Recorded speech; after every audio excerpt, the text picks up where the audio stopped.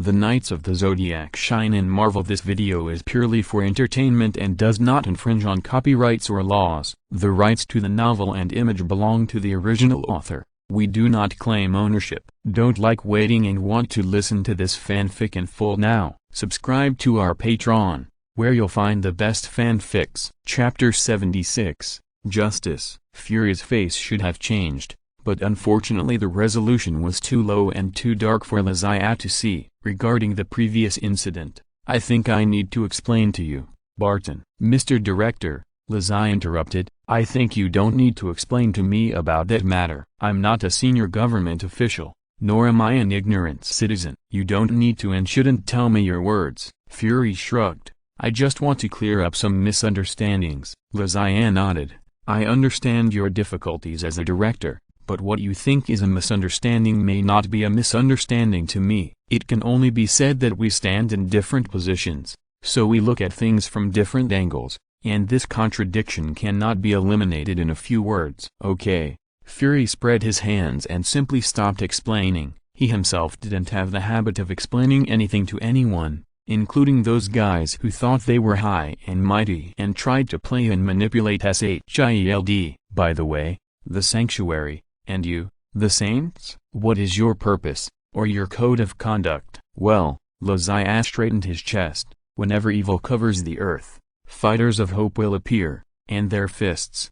Cough. I won't say much about that bragging. The purpose of us saints is to protect the love and justice on earth. Any evil that tries to touch the earth is our target to eliminate. So, the Sanctuary is a justice organization? Fury said with bulging eyes. Lysia shook his head.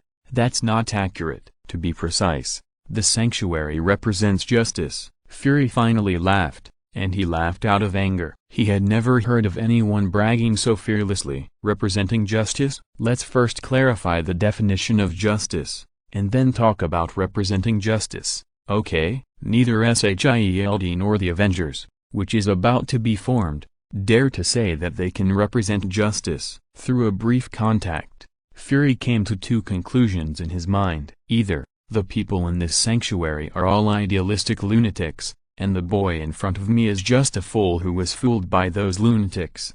Either this boy is a lunatic himself, and all of what he said just now is nonsense.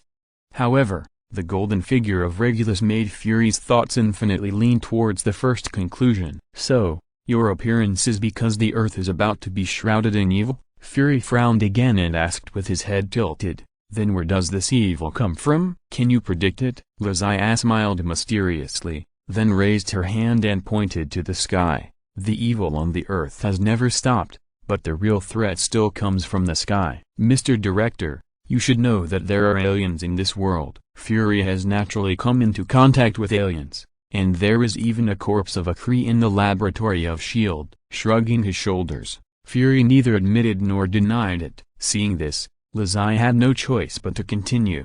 Aliens will come to Earth soon. War is not far away from us, Mr. Director. Fury sighed. There was no way to continue this communication. The child in front of him was not someone he could easily fool.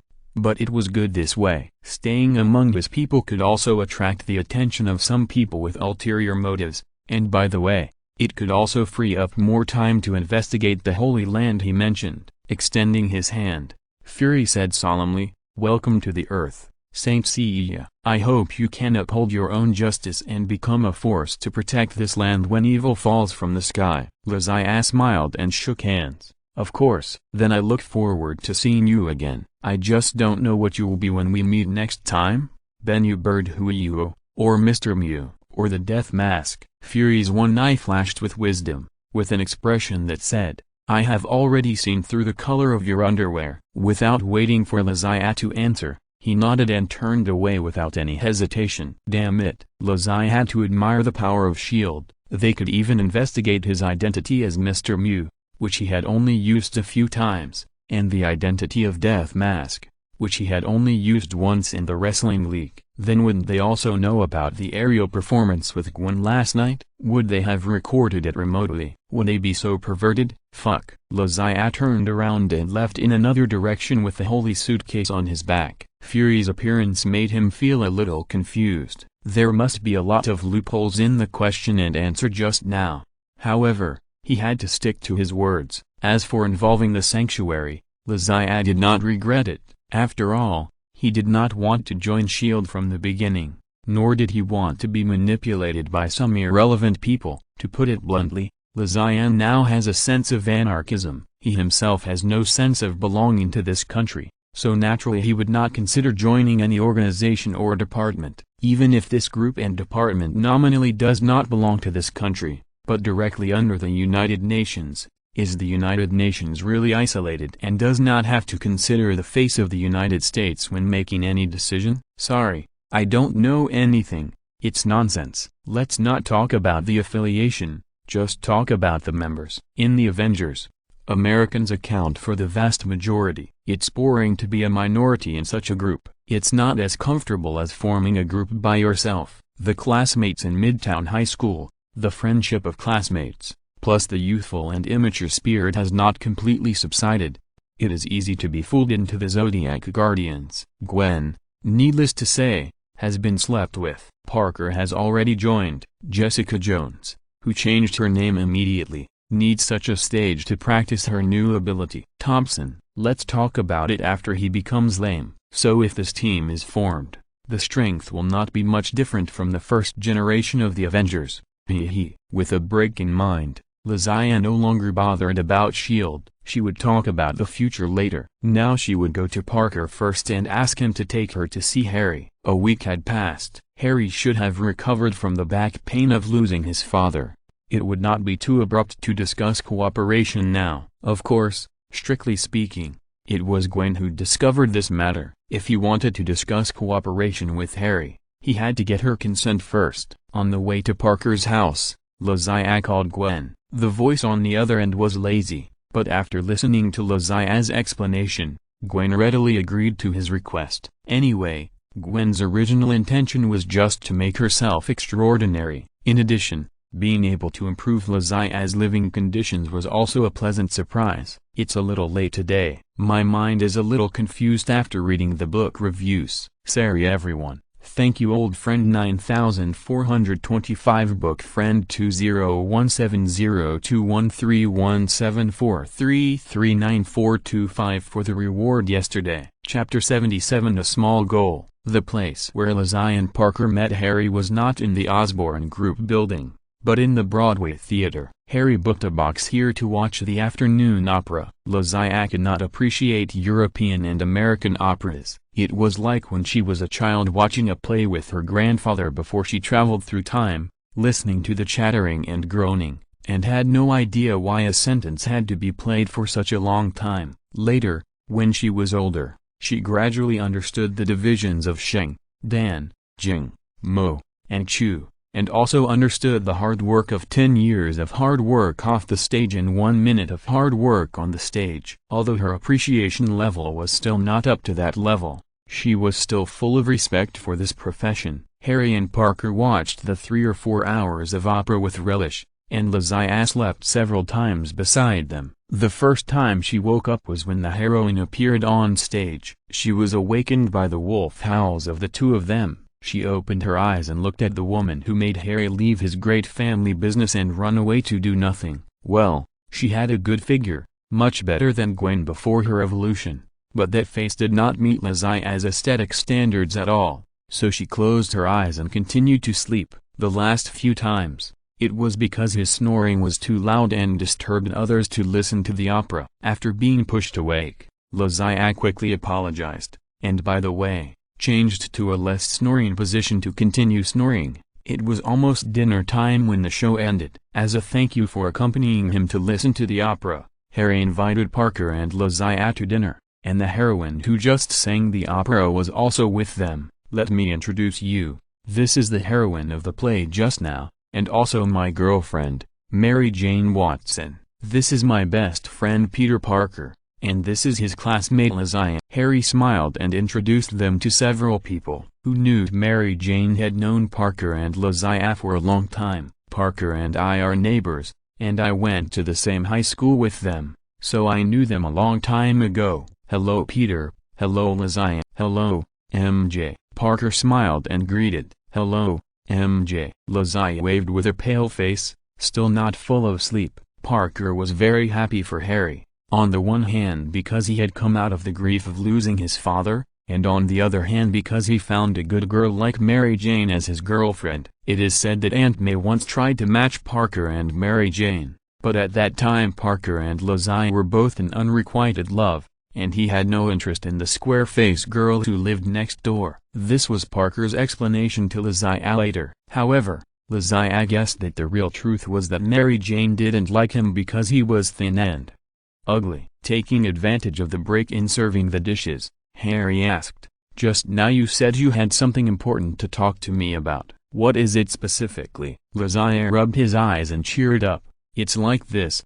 Dr. Connors' experiment has new research results, and there is hope to improve the repellency of the previous serum agent." Harry's expression changed instantly, and his previous dandy look completely disappeared, and he became nervous. "Are you telling the truth?" Lizzie nodded. "Whether it is true or not, you have plenty of time to verify it. I am here today as a representative to discuss cooperation with you." Harry clenched his fists tightly. "Great, great. How much money do you want? Is 100 million enough?" Poof. Mary Jane sprayed a mouthful of coffee directly at Parker's face opposite. Parker had already sensed it and directly raised the plate in front of him to block all the coffee. As a result, he blocked the front but not the sides. The matcha that Lizzie had just drunk also sprayed out. Harry, the sponsor, could not spray it, and Parker was the unlucky one. Lizzie's attack speed made it too late for Parker to dodge. Poof. Parker's newly made airplane had instantly turned into green grass after a strong wind, and the color was very suitable for the scene. Cough, cough. Sorry, Peter, let me fix it for you." Lizzie stretched out her hand and began to pick Parker's hair, and soon it was picked into small bamboo shoots. "I'd better go to the bathroom to wash up." Parker left the table helplessly. Mary Jane also felt that it was inappropriate to sit at a table to discuss a project involving 100 million yuan, so she avoided it by going to the bathroom. Smart woman. Lizzie sat down and looked at Harry in front of her. She couldn't help but sigh in her heart. This guy is really a prodigal. He dared to call out a price of 100 million yuan casually. Did he really think that the family property left by old Al was blown by the wind? But, well, I like it. A small goal, so easily achieved. Harry is certainly not a prodigal, let alone 100 million. If it can really cure his blood disease, even if it is 100 million or 100 million, he will agree. At his level,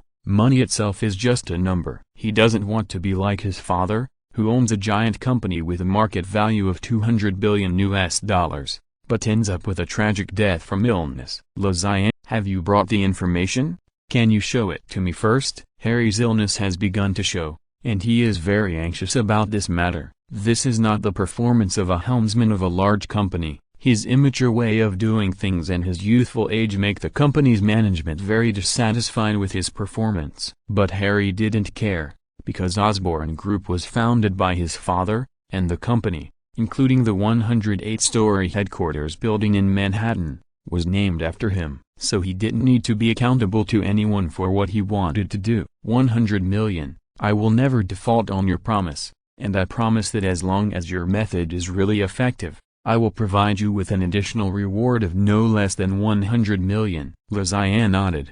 I believe in your character. Parker told me a lot about your childhood, but this matter is not just my business after all, and I don't understand scientific research very well, so the information is not with me. But don't worry, I will notify Dr. Connors when I go back today. I believe they will not be too slow. Even if it is for experimental funds, they will respond as soon as possible. Also, experiments take time, so one night is not a big deal, Mr. Osborne. Harry finally calmed down and his face returned to the hearty smile he had at the beginning. He didn't want to be looked down upon by Parker's friends. You are right, I was too impatient. After dinner, Lizzie went directly to Gwen's house. Sheriff George hadn't gotten off work yet, and Gwen's mother Helen Stacy kindly invited Lizzie in. Unlike Sheriff George's attitude, Helen Stacy had a good impression and feeling of Lizzie. This may be the advantage of having a high appearance. He can attract women of all ages. It's a pity that Gwen doesn't have a sister. After Gwen pulled Lazai into the room, she gave them a long kiss that almost suffocated them, and then she leaned on Lazai's arms to rest, and asked, "How is it? Is the deal done?" Lazai nodded.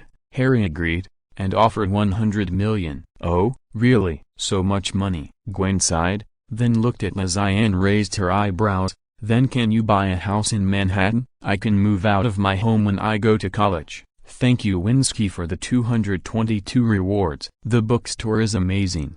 This number. Thank you for the reward. You are not alone." Chapter 78 Biological Company. The cooperation with Osborne Group was quickly put on the agenda, but when it came to specific technological issues, Lazai could only stand aside. Although this matter seemed to Lazai to be just a matter of words, it was not the case when it came to the hands of Gwen and other scientists. After all, it was a scientific research project related to human life. What needed to be handed over to Osborne Group was not only the words of using human DNA to cultivate superanimals, but also all the samples of experiments Gwen had done in the past 3 months, as well as the daily experimental parameters. This was a huge project. However, before the negotiation, Lazai suddenly changed her mind. "It is better to teach a man to fish than to teach him to fish. Isn't it better to catch fish and sell them for money? Why should I sell the method to Osborne Group? Anyway,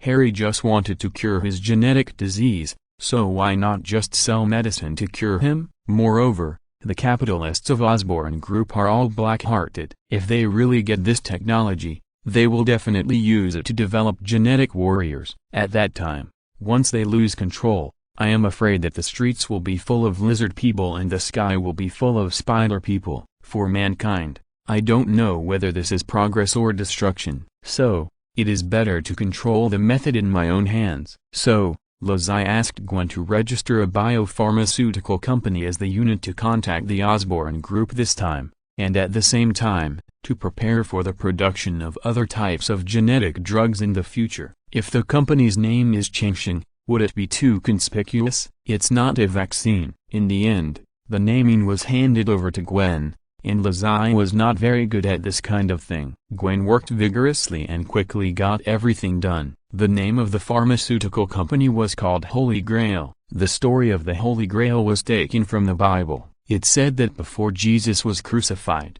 he used a cup of red wine to replace his blood for his disciples to drink. Later, there was a legend that drinking the water in this cup would rejuvenate, resurrect from the dead and gain eternal life. In the eyes of us, the four have young people who believe in materialistic dialectics. This is just a rhetoric used by religion to deceive believers. However, whether we believe it or not, foreigners just buy it. This name unexpectedly coincides with the product that the pharmaceutical company is about to produce, so Gwen's name is still very sophisticated. After the establishment of the Holy Grail Company, the first order was a private order from Harry Osborne, the chairman of the Osborne Group, for a sky-high price of $100 million. Fortunately, both parties like to keep a low profile, otherwise this matter would definitely make a sensation around the world. Harry did not say the real condition himself, but Gwen learned some general information from Lazai. Therefore, whether in public or private, Gwen attaches great importance to this matter. After preparing for the graduation ceremony, she immediately began to prepare. The graduation ceremony of the 12th grade of Midtown High School began. Gwen stood on the stage as an outstanding student representative to speak, while Lazai, a poor student, could only sit below and look up, but his seat was empty at this time. And the seat next to Parker was also empty. The seat next to Jessica Campbell was also empty. Gwen on the stage looked at the 3 empty seats helplessly. "Did you 3 elope together?" On the highway in New York, a large box truck was running rampant at this time, followed by dozens of police cars. This truck belongs to Oscorp. It has been hijacked by criminals, and it is carrying a large amount of radioactive plutonium-238. Dozens of police cars chased for several streets but failed to do anything to this truck, which was the same model as Optimus Prime, until Spider-Man fell from the sky. The criminal who was the driver was worried about being attacked from the front and back by Spider-Man and the police, so he stepped on the accelerator and stopped the car horizontally in the middle of the road. The police car chasing behind did not have time to brake and crashed into bumper cars. Then two gangsters with submachine guns stood and shot hundreds of policemen, beating them so hard that they could not raise their heads. As a result, Spider-Man shot two Spider Silks and got a double kill. To be honest, American movie screenwriters are not as reasonable as online novels. All kinds of things are for fun.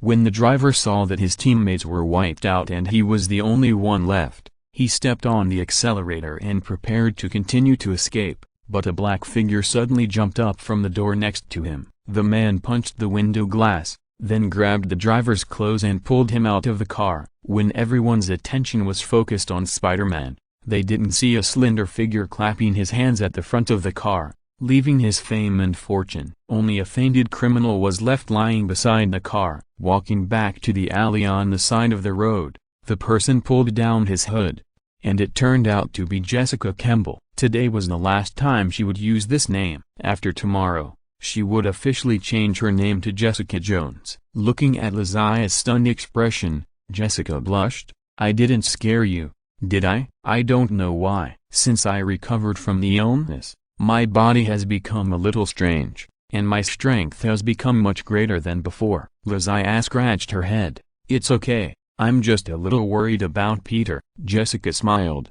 "Don't worry, Peter is my boyfriend. I won't do anything to him. During the time I was in a coma, he basically came to accompany me every day. I know how good he is to me, but don't tell Peter about this for now, I'm afraid." Lazia felt like she was being shown off, which was a bad feeling, and she must get back at him later. He didn't want to participate in Spider-Man's urban crime-clearing activities, but he stayed at Parker's house for the past few days. In the morning, the two of them went to pick up Jessica and then went to school together. As a result, on the way, Parker heard the broadcast that the truck was hijacked, and he left the two of them. Lazia couldn't let Parker deal with the matter alone. After all, the hijacked thing was plutonium-238, which was not only radioactive but also extremely easy to explode. What if the plot didn't follow the movie and something unexpected happened? So he found a reason to take Jessica to the side, and it happened to run into the scene where the robbers parked their cars.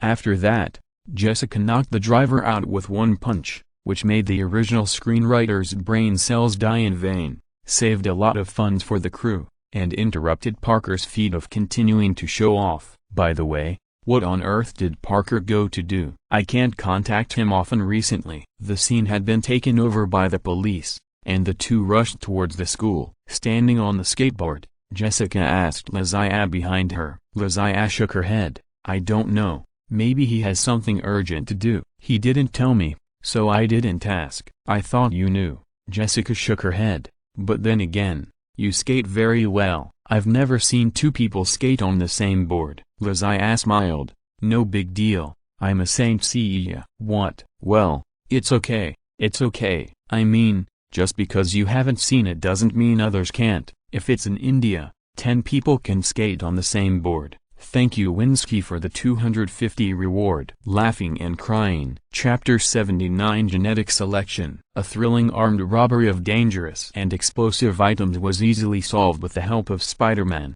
Dozens of police bumper cars that could only line up and follow the robbers' cars became a foil, showing the incompetence of the New York police. Lazia really wanted to show Chief George what kind of police were protecting this city. Stop talking about whether the police were fair or not. If all New York police were at this level, then for the citizens, when they were in danger, they could only expect superheroes to save them. Parker, who did good deeds every day, was clear-headed and refreshed. After saying hello to the police, he left in style, leaving behind only admiration and a black die-hard fan with flowing hair. There were no accidents at the graduation ceremony. When Lazia rushed to the school with Jessica, they happened to meet Parker, who had changed his clothes. Everything went according to the scheduled process, and the strongest class in the history of Midtown High School officially graduated. Grandma Joan and LeBing were both at the scene as family members. Lazia didn't have to graduate alone, and he was very happy. The photo shoot afterwards was also very harmonious. LeBing and Gwen got along very well, and there were no bloody scenes like the sister-in-law and sister-in-law quarreling with each other. Lizzie was very relieved. "Boy, what are your plans for the future?" Sheriff George asked Lizzie after taking the photo. Gwen graduated today, and no matter how busy he was, he would make time to show up. Lizzie shrugged. "I haven't thought about it yet. I'm just a high school student, at the bottom of the food chain in this society, and I haven't learned any skills or abilities in school. I think, maybe, I should start a business first." Sheriff George stared at Lizzie with his eyes of death. "Are you sure you said human words just now? Start a business? Sell hamburgers in a fast food truck? Don't."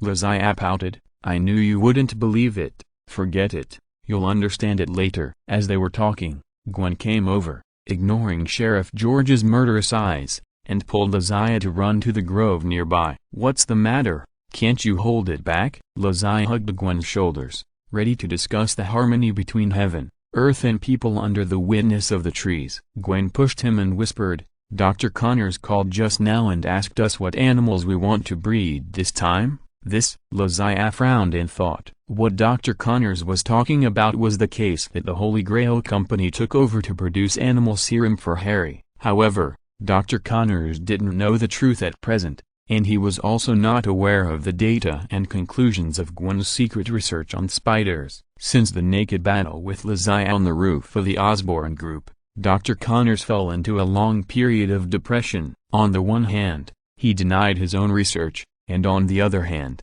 he continued to have fantasies about the broken arm. This has almost become an obsession for him. After bumping into a dead end for 3 months, Dr. Connors finally came out of retirement at the invitation of Gwen to serve as the chief scientist of the Holy Grail Company. With Dr. Connors' fame and ability, this is a huge boost to the reputation of the Holy Grail Company. By the way, let me talk about the general situation of the Holy Grail Company. The English abbreviation of the Holy Grail, Sangreal, Company is SG. Originally, the chairman Lizzie wanted to use the full Chinese pinyin of the word Sangreal to represent it, and the English abbreviation is SB, which is simple, grand, clear and catchy. But considering that this is the United States after all, it is a bit out of place to use a Chinese pinyin, so he reluctantly gave up. Lizzie is the founder and major shareholder of the company and also the chairman, holding 95% of the shares. Gwen, who should have been the major shareholder, had no interest in the shares at all. At the age of 17, she believed in love. The other 5% was given to Dr. Connors as a reward for inviting him to serve as the chief scientist. Although 5% does not sound much, the registered capital of the Holy Grail Company is as high as 100 million, and 5% is $5 million US. The reason why Dr. Connors put down his project and came to work at the Holy Grail was also for the sake of money. Without money, there is no material for research. If he wants to restore his arm, he must have money. Harry paid Lizzie the $100 million to register the company in advance, so that he could get the results as soon as possible. Back to Dr. Connors' call, Lizzie and Gwen have been discussing which animal's genes are better for Harry's condition. The original movie did not show the full picture of this genetic disease in detail. Only Norman Osborn's hideous face and some beast-like fingers appeared, and nothing else. The changes in Harry were even smaller. If he hadn't been too timid and cherished his life, and had to force the spider gene, that coquettish little face could have been maintained for at least 30 years. Because we don't know his specific condition, there is no way to make targeted animal selections. So in the end, we can only choose one from the 2 animals that have been studied, spiders or lizards. Gwen recommended the use of spider genes because she herself is a beneficiary of spider genes, but after thinking about it, Lizzie decided to use lizard genes. After all, the person leading the project this time is Dr. Connors, and Gwen's affairs need to be kept confidential for a short time. Dr. Connors is best at lizard genes. Now that he is asked to study a new species from scratch, it would be more appropriate to break through the lizard genes directly. If a gene drug for regenerating severed limbs without side effects can be developed by the way, not only will Dr. Connors be reborn, but Holy Grail Company will also have a flagship product to make money in the market. Moreover, the Marvel Universe already has 2 Spider-Men, Parker and Gwen. If Harry becomes Spider-Man again, will they play a landlord together? It is also uncertain whether there will be a Holland version of Spider-Man and how it will appear. It would be too chaotic at that time. Lizzie actually has a question in her mind. Will the appearance of Garfield's version of Parker cause the disappearance of Holland's version of Spider-Man? After all, this looks like the world of the Marvel Cinematic Universe. Well, Shanghai and Mandarin both appear, and if Holland is missing, then it doesn't seem to be wrong. So, I think it's better to use the lizard gene. Even if something goes wrong and Harry's body changes, I'm better at dealing with lizards. Lizzie made the final conclusion. He had fought with Parker and Dr. Lizard before. To be honest, a tank-type hero like Dr. Lizard is more suitable to be the opponent of the brave warrior. Okay, then I'll reply to the doctor like this. What do you want to do? Gwen suddenly screamed, and her sensitive body began to soften. Lizzie put his arm around Gwen's waist. Of course I do. Chapter 80 Cantonese Restaurant. The Grove was very remote, and Lizzie, who had ulterior motives, had explored it before, so no one should come. In that case, with a beautiful woman in his arms and an invitation, Lizzie would certainly not refuse. Of course I want to. After saying that, Lizzie's hand went straight into the front of his bachelor's robe and climbed onto the weapon that could no longer be controlled. I haven't seen you for a day. Why do you feel you've grown bigger again? You're almost a knee. Gwen couldn't avoid it and the toilet was leaking, so she gave up resisting. Lizzie held her in her arms and said softly, I don't know. That day they seem to have grown bigger. I really doubt whether I'll have trouble keeping my balance if I swing between buildings like Parker in the future. Lizzie smiled. It's okay. I'll support you from behind when you fly into the air. As long as you have enough physical strength, you won't lose your balance. Just like we did before, you have to have faith in me. Gwen shyly punched Lizzie. Go away. You're so bad. This is not called bad, but the true feelings are revealed. An ancient philosopher in the East once said that food and sex are human nature. What he meant was that it is my nature to eat your beauty. Lizzie was talking nonsense and was about to continue his attack when suddenly a voice came from above his head. Brother, Sister Gwen, what are you doing? Lizzie and Gwen were startled and looked up quickly. They saw a being sitting on a branch above their heads. The branch was at least 5 meters above the ground. They really didn't know how a little girl like her climbed up there. Bing Bing, why are you here? Weren't you visiting with Grandma just now? When did you come here? Lizzie was shocked. Even if he was obsessed with love just now, he shouldn't be so obsessed that he couldn't even feel a child climbing a 5-meter-high tree behind him. Bing scratched his head, as if he had just discovered that he was on a branch. Oh, how did I get on the tree? I don't know how I got here. It suddenly got dark just now, and I opened my eyes and I was here. Brother, I'm scared. Lizzie's mouth trembled. You feel scared now? Why weren't you scared when you interrupted just now? Haven't you heard that a true gentleman is one who does not speak when watching a horse? Helplessly climbed up the tree and got Bing down. Lizzie also knew that it was impossible to continue the previous topic with Gwen. The two of them walked out of the grove with Bing in dejection. As soon as they came out, they ran into Sheriff George and his 3 brothers-in-law who were waiting on the side. Lizzie almost smiled and said, MP, Old Joe, what do you mean by this? Who do you think I am? Am I the kind of person who does shameless things in broad daylight? Really? After being forced to separate from Gwen, Lizzie took Bing back to Grandma Joan, who was anxious to find Bing. Why didn't you tell me that you were going to find your brother? You disappeared as soon as I turned around. I thought you were kidnapped by human traffickers. Grandma Joan wiped her eyes and shouted to Bing. Although Bing didn't understand why she suddenly ended up in the tree over there, she knew not to argue with her grandmother, because no matter what, her grandmother was right. Sorry, Grandma, I was wrong. Smart babies never argue, as long as they admit their mistakes. Sure enough, Grandma Joan's anger subsided immediately. It's good that you didn't get lost. I was worried too. The graduation ceremony ended successfully. Before leaving, Gwen invited Lizzie to join their family gathering in the evening at a Chinese restaurant in Chinatown. Lizzie smiled and agreed. In the evening, Zodiac came to this Chinese restaurant opened by Cantonese immigrants as promised. Gwen's whole family was there, and there was also a blonde beauty in black clothes, who looked a few years younger than Gwen. "This is my cousin," Gwen introduced. Zodiac smiled and greeted. "Hello, cousin, how old are you? Do you have tea?" The waiter interrupted Zodiac's politeness when the meal was served, and everyone began to enjoy the delicious food from the other side of the ocean. The hands of the Chinese are so clever, they can make so many kinds of flour, unlike me who can only bake bread. Gwen's mother, a middle-aged woman whose name she couldn't remember, exclaimed. The mother-in-law spoke, and praised the Chinese people, so Zodiac naturally hurried to agree. "Aunt Helen is right, we Chinese are very skillful. Let alone the flour, even those window decorations over there don't look so complicated. They are actually made by folding a piece of red paper countless times and cutting it with scissors, and that is called Chinese knot, which is." The father-in-law disagreed with this view and interrupted directly. "If they can put more thought into scientific research, maybe they can also win a Nobel Prize."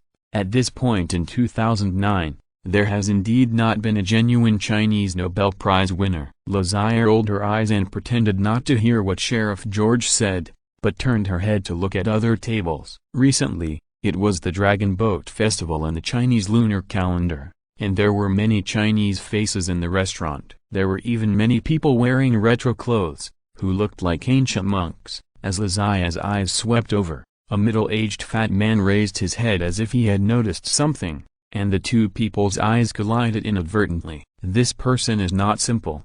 Although it was just a simple eye contact, both of them had such a thought in their hearts, and they both believed that what they saw in each other's eyes was the same as their own. Looking at the fat man who looked a little fierce but kind, Zodiac apologized to Sheriff George and the others, then stood up and walked over. "Are you alone?" Zodiac asked in Chinese when he walked to the fat man's table. The fat man nodded. "I'm alone. I'm alone even when I go out to eat during the holidays. Unlike you, you have a lot of friends and family." The fat man also spoke Chinese fluently, which made Zodiac feel very close to him in the United States. "That's my girlfriend's family. I'm an orphan. I have no family since I was a child. I'm also alone." After hearing what Zodiac said, the fat man sighed. "I didn't expect that we would have the same suffering." "Little brother, meeting his fate. Why don't you sit down and have a drink together?" "Thank you, big brother, but I'm only 17 years old and can't drink. I'll use tea instead of wine." "I'd like to toast you a glass and wish you a happy holiday." "Happy holidays." The fat man picked up the wine glass and drank it all. The two drank the wine in the glass, smiled at each other, and then clasped their fists and said goodbye. Zodiac smiled and walked back to Gwen. Gwen whispered, "Do you know each other?" Zodiac shook his head. He was sure that he didn't know the fat man, but that didn't stop him from going over to say hello to him. When they looked at each other just now, his little universe jumped inadvertently, and the other person also had an unknown power for a moment. "We are all Chinese, and out of all of that unknown power, let's just treat it as a good relationship. Thank you for the reward." Chapter 81 Getting on Track. Grail. Dr. Connors was debugging the equipment. "Good morning, Doctor." Zodiac walked in with Gwen. "Good morning, boss." Dr. Connors greeted with a smile. "Gwen seems to be more beautiful today." "Yeah, it's all my credit." Zodiac patted his chest. "Labor makes me feel honored." Gwen pushed him away. "Doctor, are you used to it here?" "How are the equipment?" "If it's not enough, we can buy more." Dr. Connors shook his head. "If we only do lizard serum, it's enough for the time being." But he is a lizard doctor who can continue to do research in the sewer with some broken equipment. Although the current environment is not as good as the laboratory of the Osborne group, it is much better than the conditions in the sewer in the movie. Dr. Connors tried to hold back but couldn't. "But our research on lizard serum genes is immature. I have spent 3 months and still can't perfect the experiment." Seeing Dr. Connors' frustrated expression, Zodiac and Gwen smiled knowingly. "Doctor, look at this." Gwen squatted slightly and then jumped suddenly, and the whole person stuck to the ceiling like a spider. Dr. Connors was stunned. You, how could it be?" Are you Spider-Man? Looking at the pair of burdens on Gwen's chest that were obviously unable to be restrained, Dr. Connor shook his head. No, Spider-Man should be a man, and the body shape is not right. Gwen shook his head after landing.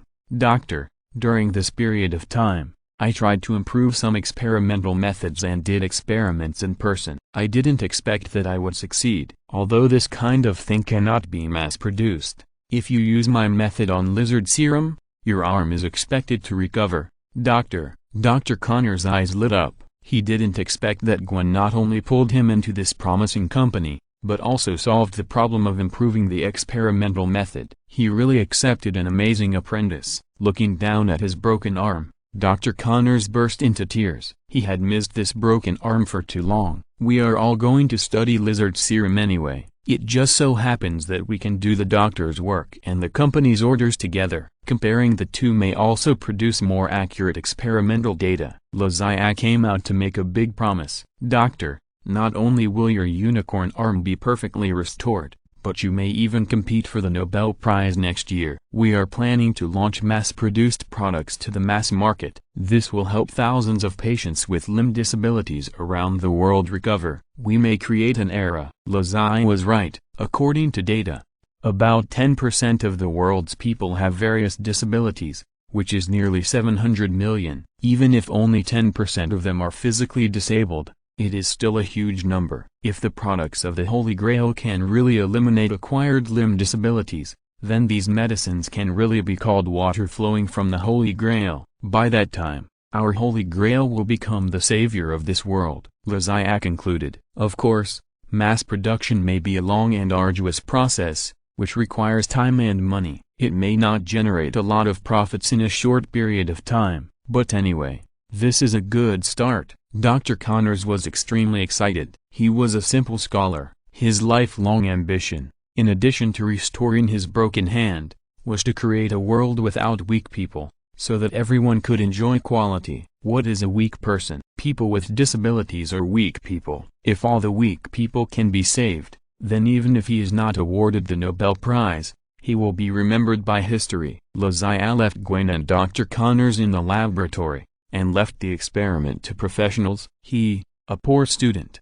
would only make things worse. Scientific research requires a process, and Zodiac can use this time to improve his strength. After all, as a Saint Seiya, from his debut to now, every superhero or supervillain he met could beat him miserably, which was really too outrageous. Logically speaking, even if the Saint Seiya is a bronze Saint Seiya, shouldn't he be able to beat most people in this Marvel movie world? Am I a fake Saint Seiya? The 6-story office building has been fully rented, and the top floor has been separately marked out as Zodiac's residence and office. In the room, Zodiac continued to sit cross-legged on the Saint cloth box as he did when he first encountered it. The Saint cloth box was no different from the time, still the old and simple bronze box, but the boy sitting on it was no longer the weak boy who was looking forward to a big man to develop himself. Now Zodiac has completely mastered the sixth sense and the microcosm, and has his own saint cloth of the giant duke, a true saint. Strictly speaking, the attributes of the saint cloth of the giant duke are indeed somewhat incompatible with Zodiac, who carries the back pattern of the Suzaku.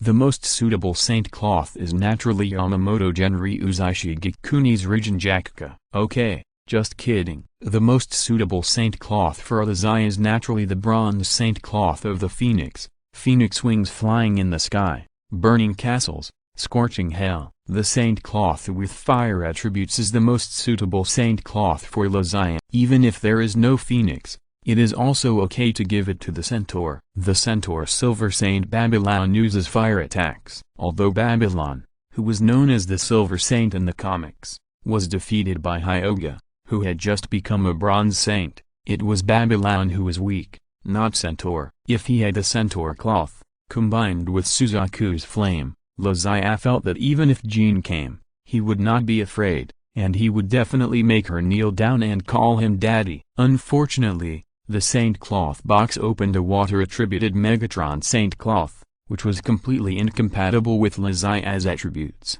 and Lazai had no other choice but to accept it with her eyes closed. Although it is cool to have one hand fire and one hand ice, learning too much will always give people a feeling of not being proficient in both, especially when they are two completely contradictory attributes. If you want to practice well at the same time, the difficulty is definitely not as simple as multiplying by 2, so now Lazai is facing a choice, fire and ice, which way to go to Rome. Ice and fire can only go to heaven, but not Rome. The fire attribute comes from the original power of his body, Suzaku, and if it is fully developed, it will definitely reach a very strong height, but without the assistance of the saint cloth, it will be difficult to improve in the short term. With the help of the armor of the giant duke, it is relatively easy to improve the ice attribute, as long as the degree of fit with the armor is high enough and the connection with the constellation above the head is close enough. The powerful strength of the giant duke can be exerted. However, this strength is an external force. Lazai is still not sure whether he was born under the constellation of the giant duke. After all, at that time, teacher Tongnu only said that his old friend's armor was given to Lazai, but he did not say that he belonged to the giant duke constellation. Maybe the teacher just gave it to Lazai as a cup. I still cough a lot. It seems that I have a physique that is difficult to recover from illness. I will try to write more. Please forgive me. There is another update today. I will make up for the extra update owed to the helmsman Bull Wozinu. Let them go with the wind for the previous ones. 2 updates a day will be counted from today. 1 more update for each helmsman, and 1 more update for every 10,000 recommendation votes. I don't know if it is considered sincere, but I have to say that this is my ability. I hope everyone will support me. If you are listening to this novel on a channel other than Fanfic World, it means they downloaded and uploaded it without effort. We cordially invite you to visit our channel, Mundo Fanfic Novelist. There you'll find the original version of this story and you can explore many other novels of various genres. We are waiting for you to immerse yourself in a world of incredible novels. Chapter 82. An interesting thing, because of the ambiguity and mismatch of the gold finger, Lazai's road to becoming stronger became bumpy. Lazai was entangled in the end, and decided to take the path of the holy clothes first. After all, improving strength is the first priority now. Taking the path of the holy clothes can improve one's strength in a short period of time. When this road reaches an uphill or a bend, stop and take another path to practice oneself and seek a breakthrough. If the holy clothes box can be opened again during this period and give him a set of holy clothes with matching attributes, then it will be another matter. Otherwise, it can only be like this. One advantage is that although the moves of the giant lord have ice spears and white lotuses, Lazai does not necessarily have to use only this move to fight. There are other Saint Seiya moves that use water and ice that can be used for reference. The accidental appearance of Regulus last time, although he failed to teach Lazai a move, it broadened his horizons. Since Regulus can learn all the moves of all 12 gold saints, Lazai can naturally learn some moves of multiple saints. As long as the attributes are suitable, it's fine. If the Diamond Star, Cold Tornado, and Forgiveness of the Dawn Goddess are used with the Magna Cloth, the power will probably be greatly enhanced. In addition, Lazai is also thinking about how to use the Natural Fire and Magna Cloth together. This problem needs to be tried slowly, and it may be difficult to produce results in a short period of time. Time passed day by day, and half a month passed in the blink of an eye. On this day, Lazai took Gwen to have a daily gathering with Parker and Jessica. During the meal, Gwen told an interesting story. By the way, do you know, today, I went to Osborne Group with the doctor for technical exchanges, and I met a weirdo in the elevator. Gwen looked at Parker and raised her chin. Peter, it's related to you. Parker thought for a while. It's related to me. Didn't you meet Harry? He's in a good mood recently, so he's not a weirdo. Gwen shook her head, and Lazai gently pushed her. Hurry up and tell me. Don't keep us in suspense. There must be millions of people in New York who are related to Peter. If you don't tell me, there will be people to guess. Gwen laughed. It's an electrical engineer named Max. Max, a black electrical engineer, is a standard loser. Although he may have a high degree and is particularly proficient in power grid design, many large power grids invested by Osborne Group use his designs, but no one knows him. Nearing middle age, he is still a single dog. Not only is he lonely in life, but he is also excluded by his superiors and colleagues at work. His research results were taken by his superiors, and he did not share any benefits with him. Instead, all the dirty work was thrown to him. Even on his birthday, after all his colleagues had left work, he was left behind to maintain the company's electrical equipment. To his superiors and colleagues, Max was a hard-working man who never refused anything and ate garbage and leftovers. He looks like a fool, but he admires Peter very much, and he was saved by Peter before. He feels that in Peter's eyes, he is the most special one, and Peter needs him. No, Peter needs Jessica, Lizzie joked out of habit, and then was stunned. How could this person look so familiar? There's something even funnier, Gwen continued. He had a birthday invitation in his hand and told me that his friends were celebrating for him at a large nightclub, and it was full.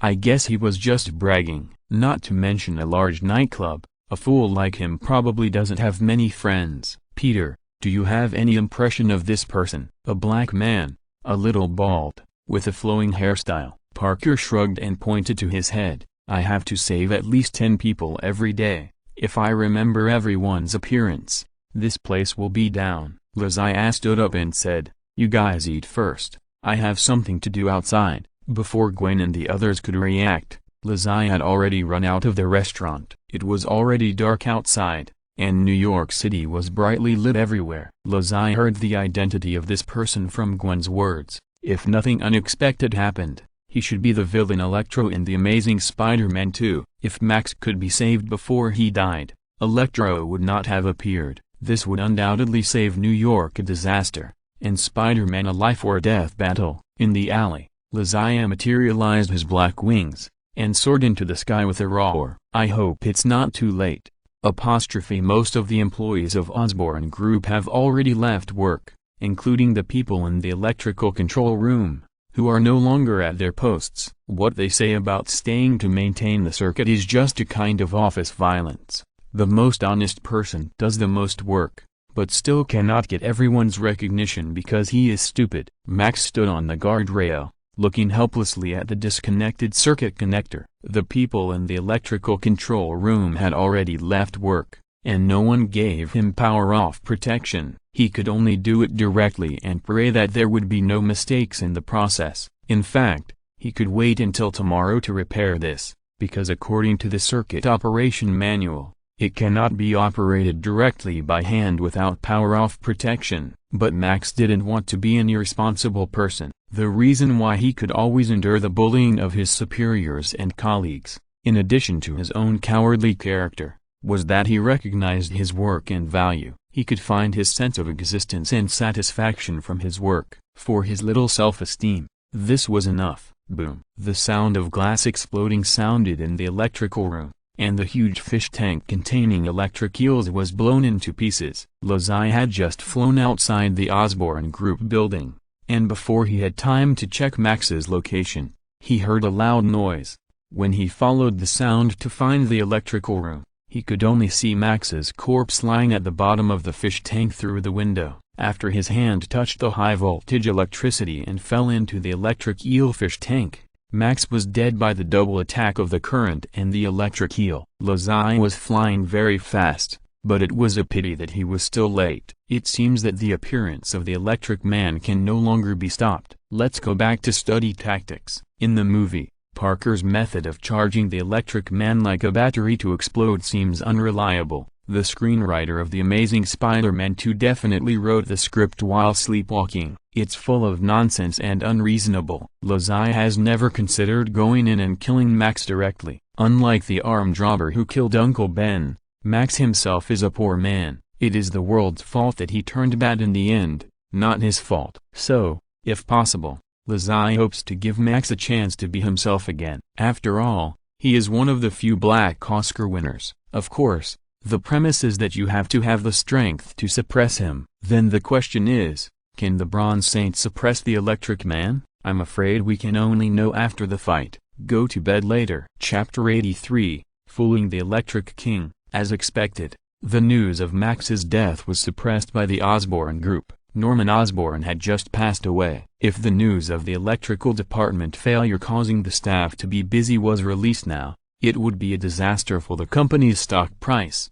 However, it was suppressed now and released at a suitable opportunity. At that time, it would be a perfect way to kick Harry out of the management, because the decision to suppress this news was signed in the name of Harry Osborn. Yes, Harry signed such a document that was untenable both legally and morally without knowing it. Once exposed, he would not only be kicked out of the company but also face legal sanctions. By that time, let alone the son of the founder Norman Osborn, even if he was Norman Osborn himself, he would not be able to avoid being eaten up. The blood of capitalists has always been black. In the hospital, Max's body lay quietly in the morgue, his whole body wrapped in a hard mud, like a shriveled mummy. Suddenly, the white cloth covering the body began to smoke, and the surrounding electrical appliances began to automatically power on and squeak, and the lights flickered as if haunted, and even many bulbs were overloaded and exploded. Then, it was haunted. Max, who had no signs of life, suddenly moved, rolled to the ground, and the dirt on his body began to fall off, revealing transparent blue skin emitting electric light. The teeth of a small electric saw suddenly rotated, and the electric saw fell off the table with it. If it fell on a person, it would definitely break a person's neck or arm. Max had not yet switched from the scene of being electrocuted and bitten by electric eels. In a panic, he hurriedly used his hands to block it, but was surprised to find that an arc of electricity came out of his hand, fixing the rapidly rotating electric saw in midair. Carefully moving the electric saw to the ground in the distance, Max's blue luminous eyes were full of disbelief. What happened to me? Although he was an electrical engineer, Max didn't know what was happening to him. He grabbed a set of clothes from the side and left the hospital. He walked out of the hospital like a zombie. He staggered onto the street. Suddenly, the alarms of the cars parked on both sides of the street began to sound inexplicably. Max, who was extremely weak, stretched out his hand and pressed the headlight of a car. In just a moment, he drained the battery of the car. The slight replenishment of electricity made Max feel weaker and hungry. He looked up at the skyscraper at the end of the street. From his perspective, the powerful electricity in the power grid used by the building was as dazzling as the shining moon, and even made his body tremble with excitement. Go over and eat up all the electricity. My weak body needs it. Instinctively, Max dragged his tired body and staggered towards that side. The building Max saw was called Duffy Square, which is part of New York's Times Square. Times Square, known as the crossroads of the world, is probably the most prosperous neighborhood in the world. Hey, that's Times Square. There are too many people there. If you don't mind, let's find a place with fewer people to chat. A voice behind Max stopped him. He turned his stiff neck and saw a man in a red and blue uniform squatting on the roof of a car. Are you Spider-Man? Max was excited when he saw the familiar red and blue colors. Spider-Man was his idol. For a otaku who had no relatives, friends, or even a girlfriend, his idol was his only hope. Yes, as you can see, I am your good friend Spider-Man. Spider-Man nodded. Buddy, I see that you don't seem to be in good condition. Is there anything I can help you with? It's Spider-Man. Great. Max pointed at his face excitedly. Don't you recognize me? You should remember, I was walking on the street and a car rushed towards me. And it was you who took me away, and you saved me. You said you needed me. Spider-Man suddenly realized, it turned out to be you. Your name is Max, right? I remember your work badge said that you are an electrical engineer of the Osborn Group. You are my eyes and ears, and a big shot. You are right, I need you. Yes, it's me. Max laughed like a child. I told them that Spider-Man and I are friends. He saved me, and he needs me, but they didn't believe it. Don't worry, buddy. Spider-Man jumped out of the car and walked forward slowly. There is no need to care about what they think, we just need to live our own lives in peace, right? Max nodded. Yes, you're right, Spider-Man. By the way, what's wrong with your body? It feels completely different. I almost didn't recognize you, Max. Spider-Man walked closer and started chatting like a friend. My body doesn't seem to be very good. Max raised his glowing and transparent hands, but it's not that bad. Then he waved his hands, and a car next to him was blown away by the strong electric field and flipped into the green belt next to him. I don't know why it became like this. I seem to have a strong power. This power makes me hungry and angry. Spider-Man nodded. This is easy to understand. As a large human battery, it is natural to feel hungry when the power is low, and anger comes from the violent nature of electricity. It is also an uncomfortable reaction after getting power for the first time. It doesn't matter. Eat when you are hungry and burst out when you are angry. You don't need to suppress yourself too much. Max. Spider-Man wanted to pat Max's shoulder, but an arc of electricity burst out from his shoulder and jumped towards Spider-Man's palm. The moment the electric arc appeared, a transparent water vapor barrier suddenly appeared in front of Spider-Man's palm, blocking the electric arc and emitting an electric spark. Max did not find anything unusual, and turned his face to the square inches the distance. "You're right, I want to eat, and there is the feast I need." Spider-Man helplessly stretched out his hand to stop him. "What kind of feast is that?" "I'll take you to a better place. How about a power plant? There you can eat until you vomit." After saying that, Spider-Man raised his hand and shot a spider silk at the street lamp. The spider silk quickly passed by the street lamp, jumped into the night sky and disappeared. "Well," Spider-Man scratched his head, "why don't we walk there together? What do you think?" Max's expression changed a little. "You are not Spider-Man." Spider-Man can't miss. "Who are you?" Chapter 84 Tailor-Made. "Hey, man, I'm just joking.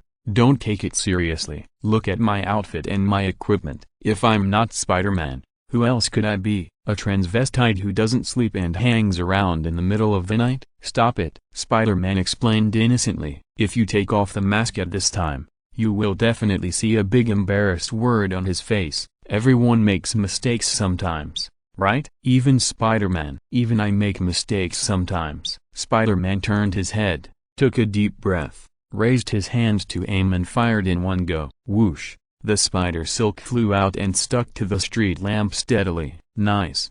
Holding the spider silk with both hands and trying it out, it was quite firm. Spider-Man turned around and said, "How about it, man?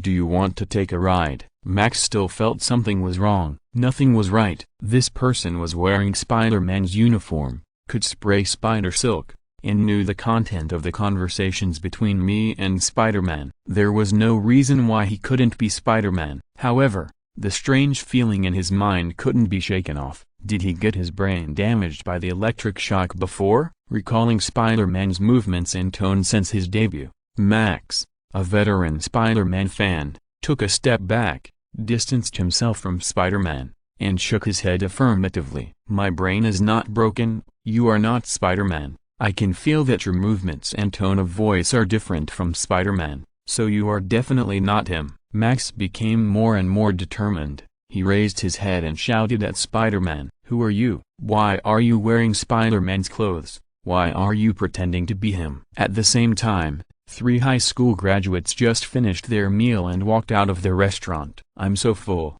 I'll come to this Cantonese restaurant next time," Jessica said as she walked in front and stretched. Gwen agreed, "The food here is really good. We often come here for family gatherings. I came here with Zai on the day of the graduation ceremony." "What did he do?" Parker's voice sounded from behind. "When he went out just now, he found that the spider suit in his backpack was missing." Gwen shook her head and whispered, "I don't know either. He borrowed my transmitter."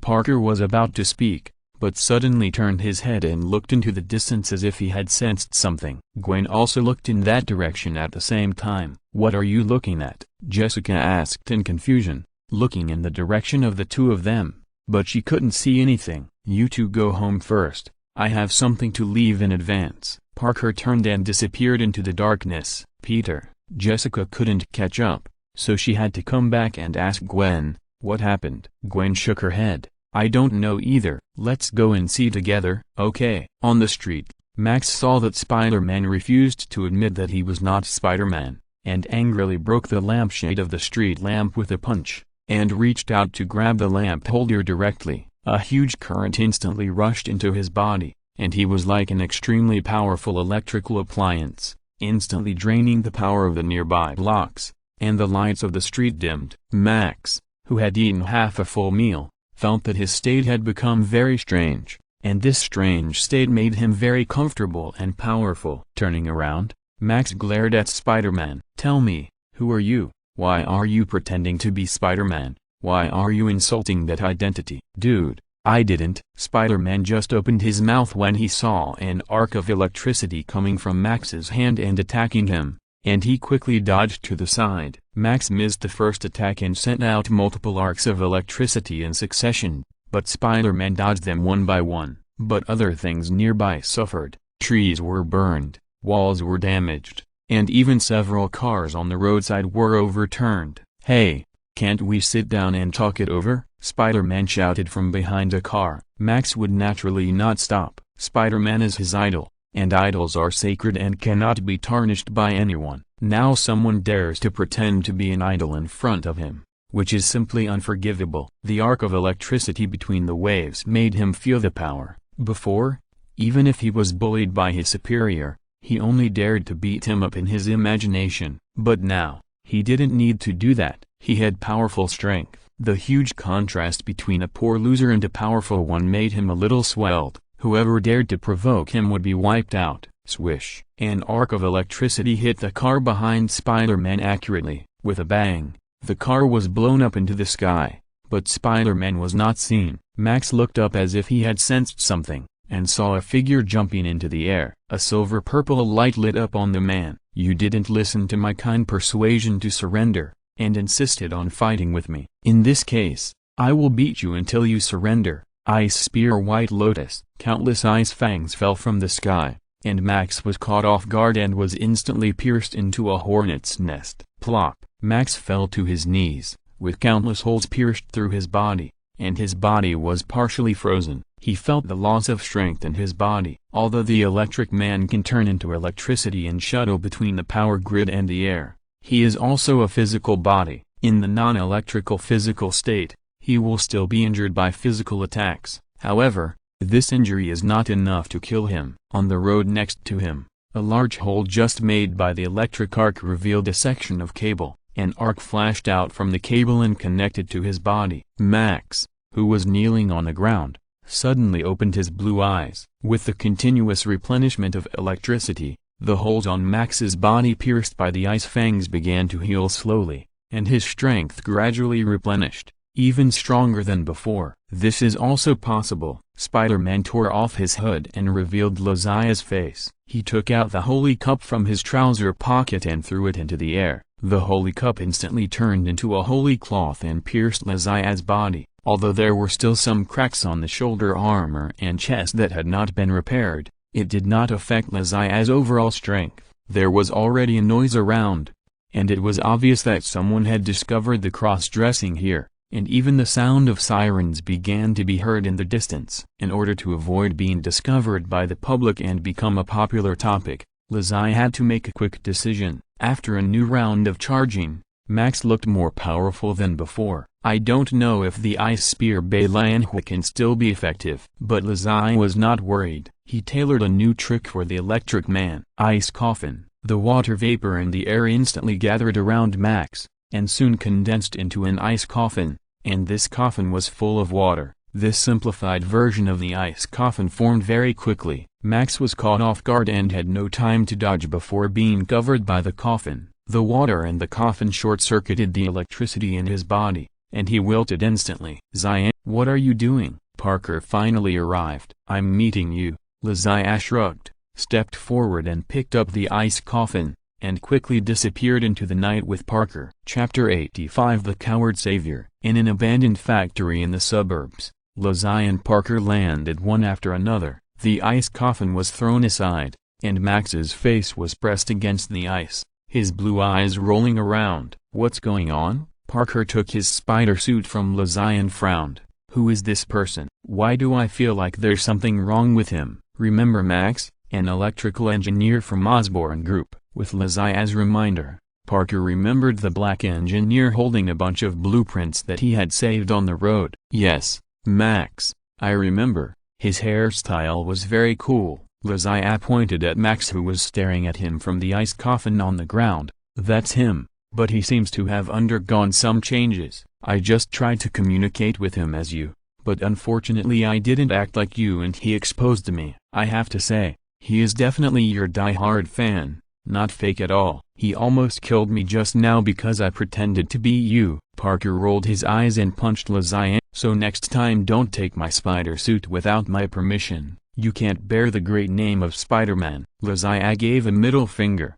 walked to the ice coffin, squatted down and tapped it with his fingers. Friend, are you calm now? I'll let you out and you can have a good talk with your idol. How about that? Max stared at Lazai, but didn't say anything. You should say something ... Okay. If you agree, just blink. Max rolled his eyes and finally blinked. Lazai pulled Parker a few steps away, waved her hand, and the ice coffin exploded, and Max fell out of it. Hey, Max, are you okay? Parker stepped forward and helped Max up. Max's condition was really bad at this time, with electric sparks flashing on his body, and he looked like he could go out at any time. Are you Spider-Man? Are you here to save me? Max looked at Parker, who was wearing the spider suit again in a daze. The voice was very similar to the voice of Spider-Man in his memory. Of course it's me. Parker nodded. Remember what I said? You are my eyes and ears. I need you. So when you need me, I'll come. But don't worry, that person is my friend. He just wants to say hello to you on my behalf. He has no bad intentions. Max turned his head and looked at Lazai warily, with a feeling in his heart. That person is very dangerous. Lazai smiled and waved his hand. Max felt a sense of anger for no reason. That's just like those shitty colleagues, who bullied me and didn't care. This kind of person is so annoying. I really want to tear his face apart.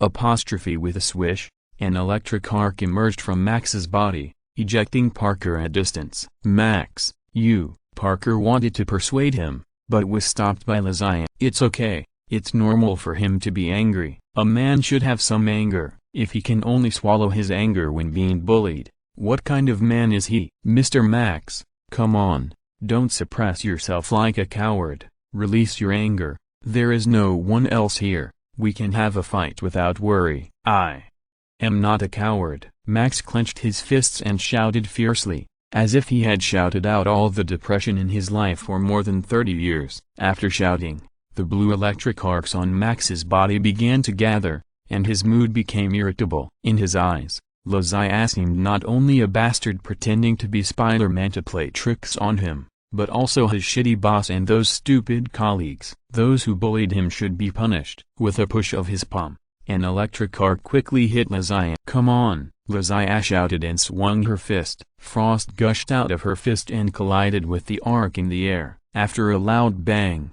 they cancelled each other out. Is that all? It's still far from enough. Come on, keep going. Come on, baby, Lazai shouted provocatively. Ah, Max also shouted like crazy, and then the arc in his hand hit Lazai like it was free. Lazai swung his hands, and frost gushed out continuously, hitting the arc running in the air fiercely back. If that's all, it's not enough. Lazai turned around in the air and rushed directly over the arc towards Max.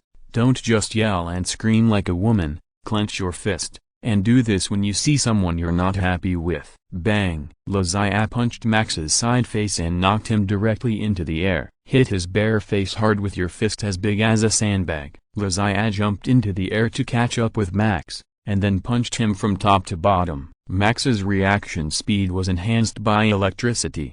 When Lazai deliberately held back, he reacted in time and stretched out his arm to block his fist. Bang! The fist hit his arm and knocked him to the ground. Max felt that his arm was about to break. But being able to block Lazai's attack with one punch made Max very excited. This was the first time in his life that he had fought with someone, and it was also the first time that he blocked someone's attack. This feeling made him intoxicated. You are so lucky that you blocked my punch. Remember the feeling of this punch, because this is the last time you will block my attack. Lazai paused in the air for a while, and a cloud of gas exploded behind him, and his body whizzed down. This is a new aerial turning move developed by Lazai. The attacks of the Saint Seiya are all supersonic, but because of the control and suppression of the microcosm, not every time there will be a sonic boom. The microcosm will concentrate the energy of the sonic boom and hit the enemy together with the moves. The microcosm is so scientific, therefore,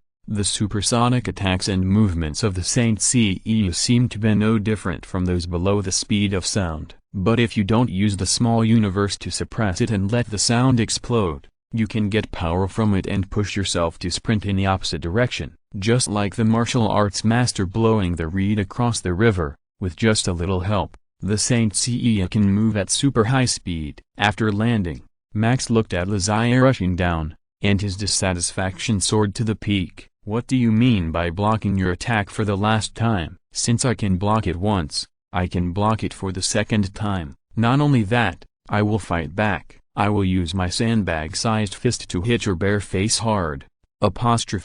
Clenching his fist, Max's electric light flashed fiercely. His fist cut through the air with an arc, electrolyzing the moisture in the air, and then the intense high temperature generated by friction instantly ignited the electrolyzed hydrogen, bursting out bright sparks and explosions. Boom! Max's fist with special effects Duang slammed into Lazai's fist that fell from the sky. A huge shockwave exploded from the collision of the fists and instantly pushed around. Before the two men's fists met, Parker had already launched a spider silk and flew into the air, avoiding the shockwave. The shockwave extended outward for more than 10 meters, shattering all the window glass 10 meters away, and the entire factory building was shaken. "It's almost good. Tomorrow, we will resume normal updates, 2 updates a day." Helmsman, 10,000 recommendation votes will add more. In addition, it is possible that I will occasionally add more chapters at will. Chapter 86. Join us. Max had just mutated, his consciousness and body had not yet fully adapted, and it was normal for him to be taught a lesson when he came up to fight hand-to-hand with an unreasonable existence like the SYNOPSIS. After the dust raised by the shock wave fell, it formed a neat circle on the ground. Max lay in the middle of the circle with his right arm shaking unconsciously. Lazai landed lightly from the air and looked down at Max on the ground. "How about it, old Max? Do you feel good? Do you want to continue fighting?" Looking at Lazai's expression that asked for a beating, Max gritted his teeth unwillingly. "No, don't be happy too early. I will definitely beat you." Lazai shrugged. "I'm waiting for that day." The reason why Lazai wanted to provoke Max's anger was to let him vent his anger. People like him who have lived in depression for the first half of their lives can easily become distorted if they don't vent their dissatisfaction. Especially like him now, he has gained powerful strength and has suddenly become a king who sweeps across the canyon from a weak chicken. People with this kind of contrast can easily become distorted and despise human form and authority, and even go on the road of destruction. Even if Parker's identity as Spider-Man can suppress him for a while, he can't suppress him forever. First of all, Spider-Man cannot completely suppress the power of Electro, and there is no way to make him completely let down his guard. Just like in the original movie, when Spider-Man was trying to comfort him, the sniper fired ruthless bullets. This kind of thing will inevitably happen. For a psychologically sensitive and fragile person, you never know which of your words will become the other party's explosive point. When that time really comes, Max may go to the opposite side of Spider-Man in a rage. The person he admires the most will become the person he hates the most and wants to kill the most. Now, his anger has been vented a little, and he will no longer be in a state of being suppressed and exploding at any time like before. And the remaining anger has also been diverted by Lazai, the villain, and he will no longer be innocently angry at Spider-Man. So Max's feelings towards Spider-Man will be completely different from those in the movie. At least, the probability of going from an idol to a friend is much higher than that of becoming an enemy. Parker didn't know what Lazai was thinking. He dropped from the ceiling, holding a black industrial wire in his hand. He had just pulled it off the wall after listening to Lazai's words. Although this factory is abandoned, the main wire is still connected to the power grid. "Zion, do you think this is really the way to go? This is industrial electricity. Isn't the voltage too high for charging? I brought a fruit charger." Lazai rolled his eyes. "Look at him. Does it look like it's only 2000 mAh? I'm afraid your fruit charger won't be able to charge his toes until tomorrow. My charger is a high-power fast charger." Lazai ignored Parker's excuses, took the wire and threw it directly at Max. When the wire fell, He waved his hand, and a nice fang bit the wire in half and fell on Max. The metal wire and the wire touched Max's body, and a huge current burst out instantly. The current directly flowed along the contact part and rushed into Max's body frantically. After a while, his weak and somewhat dim body became bright again. Not only that, the abundant electricity also allowed Max's body to directly escape from gravity and slowly float up. Max looked at his hands in surprise. This time was different from the last time on the street. That time he only ate half full, but this time, he felt that his whole body was filled with electricity, and his strength was more than twice as strong as before. Although I don't know what you have been through, judging from the current situation, your body should have been transformed by electricity. Lazia stood in the distance as a commentator. It looks like your body has been developed into a battery, which can store a lot of electrical energy. While storing this electrical energy, it can also strengthen your physical fitness, allowing you to gain powerful strength and speed, as well as the electrical shock waves that were previously released. And it seems that you can also fly. These are just what you can see on the surface. You need to slowly develop other abilities yourself. Max clenched his fists and looked at Lazia. He still remembered his oath and was eager to try. Lazia didn't mind moving again. He hadn't used his full strength just now, but Parker jumped out. Max, this is amazing. Did you see that? You have become a superhuman. Your abilities make me jealous. Parker danced excitedly. I take back what I said before. It's not that I need you, but this city needs you. You know, you will be the real savior of this city. All criminals will tremble in front of your powerful strength. Oh my God, I can't help but want to see them pissing their asses off. Believe me, Max, you will be the pride of this city. You will be a superhero. Parker and Lazia have reached a tacit understanding that they know what the other wants and needs without talking, so there is no need for Lazia to say it. From his series of tricks, Parker knew his intention, to absorb Max into their organization. Although he didn't know much about Max's background and character, Parker felt that it was a good decision to absorb him through their previous encounter. After all, this person was once his admirer. Max was a little flattered by his idol Spider-Man. He was a person who was never needed by anyone and was a poor loser through and through. But even the losers have dreams. Max's dream is not to become a general manager, CEO, marry a beautiful, rich woman and start a life of revolution. His dream is like the newspaper clippings posted on the wall of his doghouse. Max joins hands with Spider-Man to save New York. He dreams that one day, he can join hands with Spider-Man to save New York, become the pride of the city, and be an idol that people admire. Join us, Max, and become the guardian of the city with us. Nothing could be cooler than this, right? Max's dream is about to come true. Spider-Man has already invited him to join them. Wait a minute, you guys? Yes, us. Parker put his arm around Lazia's shoulders. Let me introduce him to you. He is my best friend and we have no secrets between us, so I don't mind him pretending to be me. I hope you don't mind either, okay? Max, you are my best friend too. Max tilted his head. Shouldn't there be only one best friend? Otherwise, how can it be called the best? Lazia raised her head provocatively. Before, I was the best one, but I don't mind accepting any challenge. If you want to compete for the position, just come on. I will prove with my strength that you can't take away the title of Spider-Man's best friend. Max shook his head.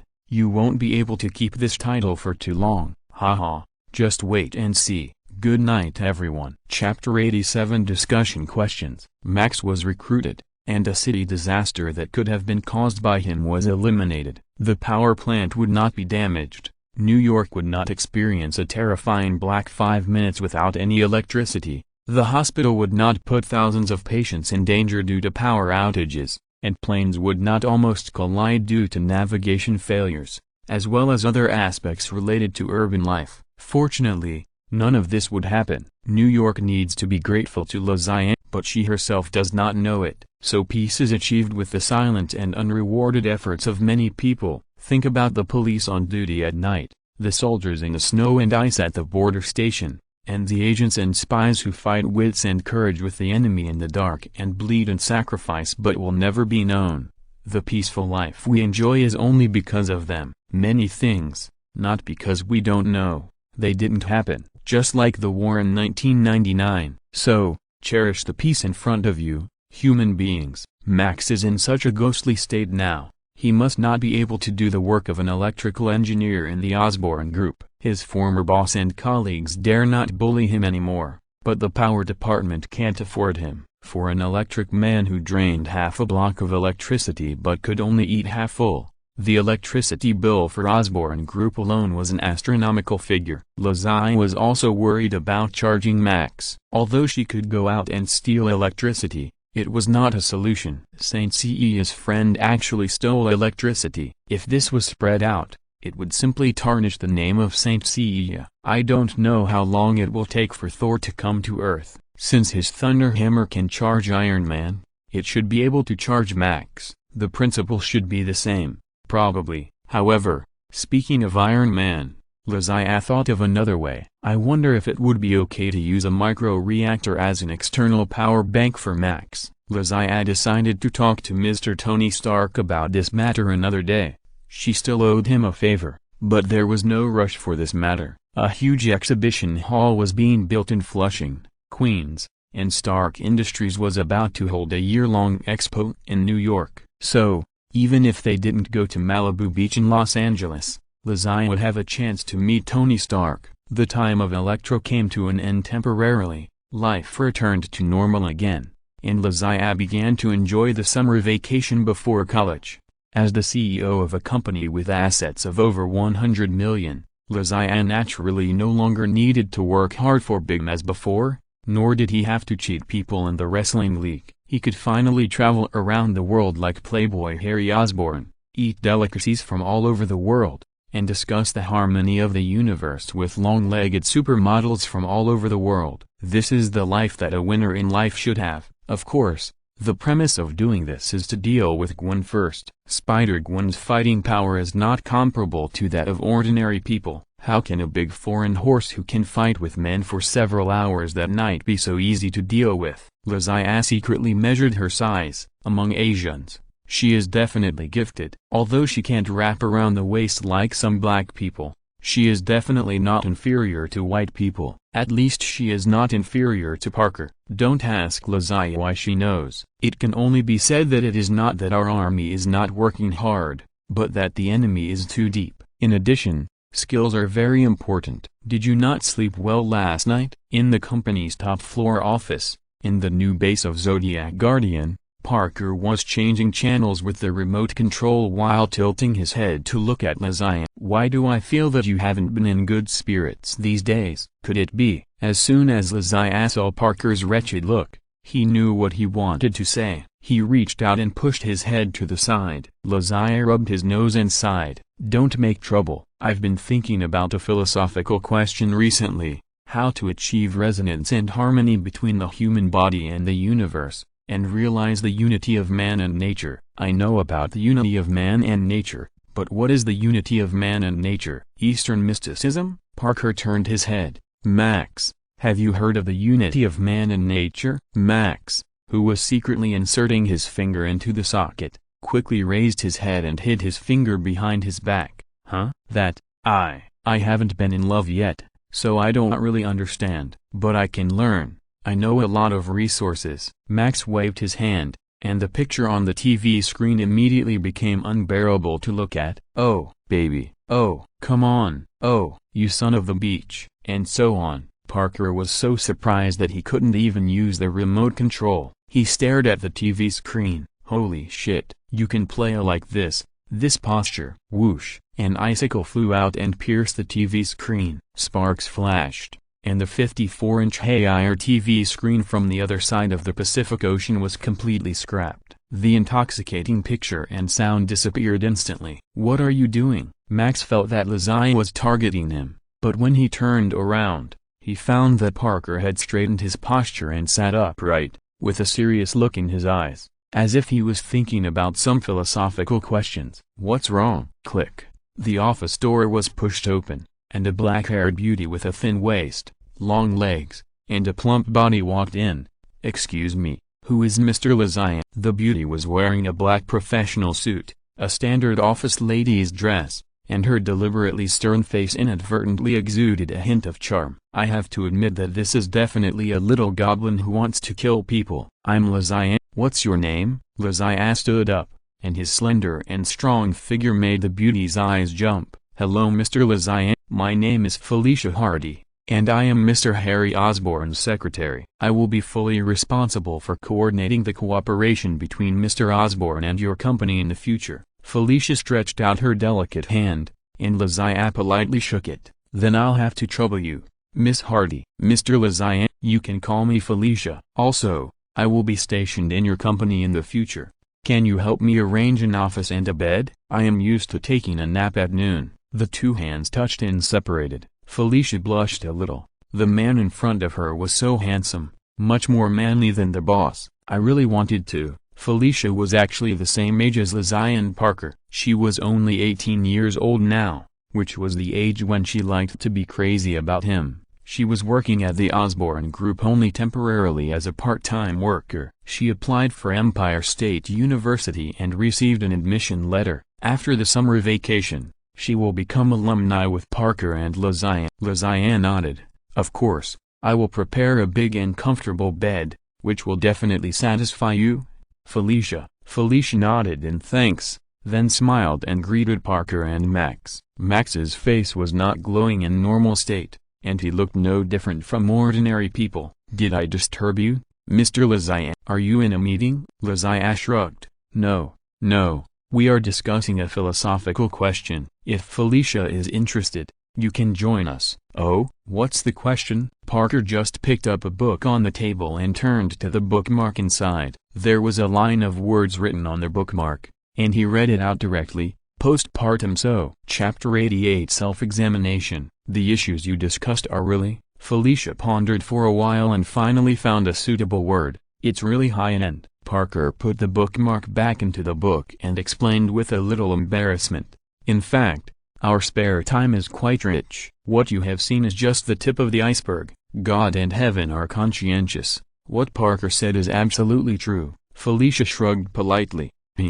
Harry sent a secretary to stay in the Holy Grail Company. It's not that he doesn't trust Lazian, but this matter is related to his life and property. He must send a reliable person as a bridge to facilitate communication. The newly appointed Harry was hostile to the management boss Mencken. In counterattack, he directly promoted Felicia, who was originally attending the meeting as Mencken's secretary, to be his own secretary. Because of age and appearance, Felicia naturally turned away from the old man Mencken and became Harry's confidant. As for the current relationship between the two, this can't be said. "Do you need me to show you where you will be working from now on, beautiful lady?" Lazian took Felicia out of the office. Actually, there was nothing to see in this building. He just took the opportunity to bring her out to prevent Parker from being embarrassed. After taking Felicia for a casual tour, Lazian finally arranged a room for her on the 5th floor. Lazian lived on the top floor. The 4th floor was Dr. Connor's laboratory. Further down were the locations of other departments such as sales and finance that were in preparation. None of them were suitable for Felicia,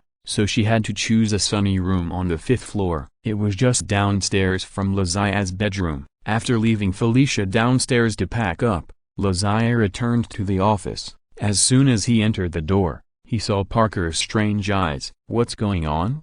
Why are you looking at me like that?" Lazian was confused. Parker shook his head. "I wonder why someone would be so interested in the postpartum care of sows. We raised pigs in our orphanage. Isn't that okay?" Lazian shrugged. "You've been sitting here for so long, just studying such a boring topic. Doesn't New York need you to save it today?" Parker stood up.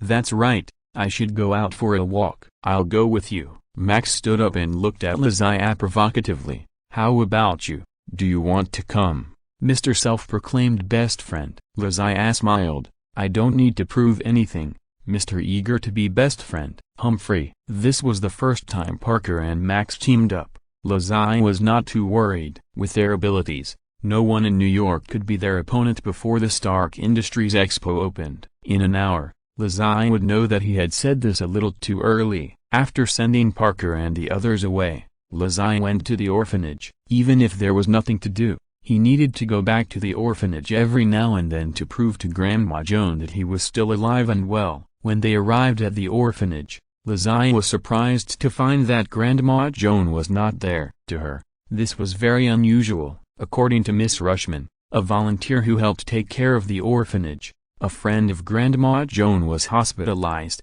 and she went to the hospital to visit her, and Libing also went with her. Grandma Joan went to the hospital in person. What kind of friend is so famous that she would let Grandma go in person? Rushman shook her head. I'm not sure about this. It seems that an old man named Lee got sick because he drank guarana soda and was poisoned. Lizzie nodded.